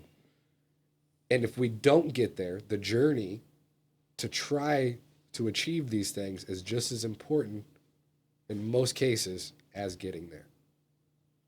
Because at least you tried, right? And at least you tried to do as many things as possible for the time that you had allotted for yourself to achieve those things. Of the 7 deadly sins, greed is amongst them. But I think greed gets a bad rep. I am infinitely greedy, but not when it comes to monetary gain.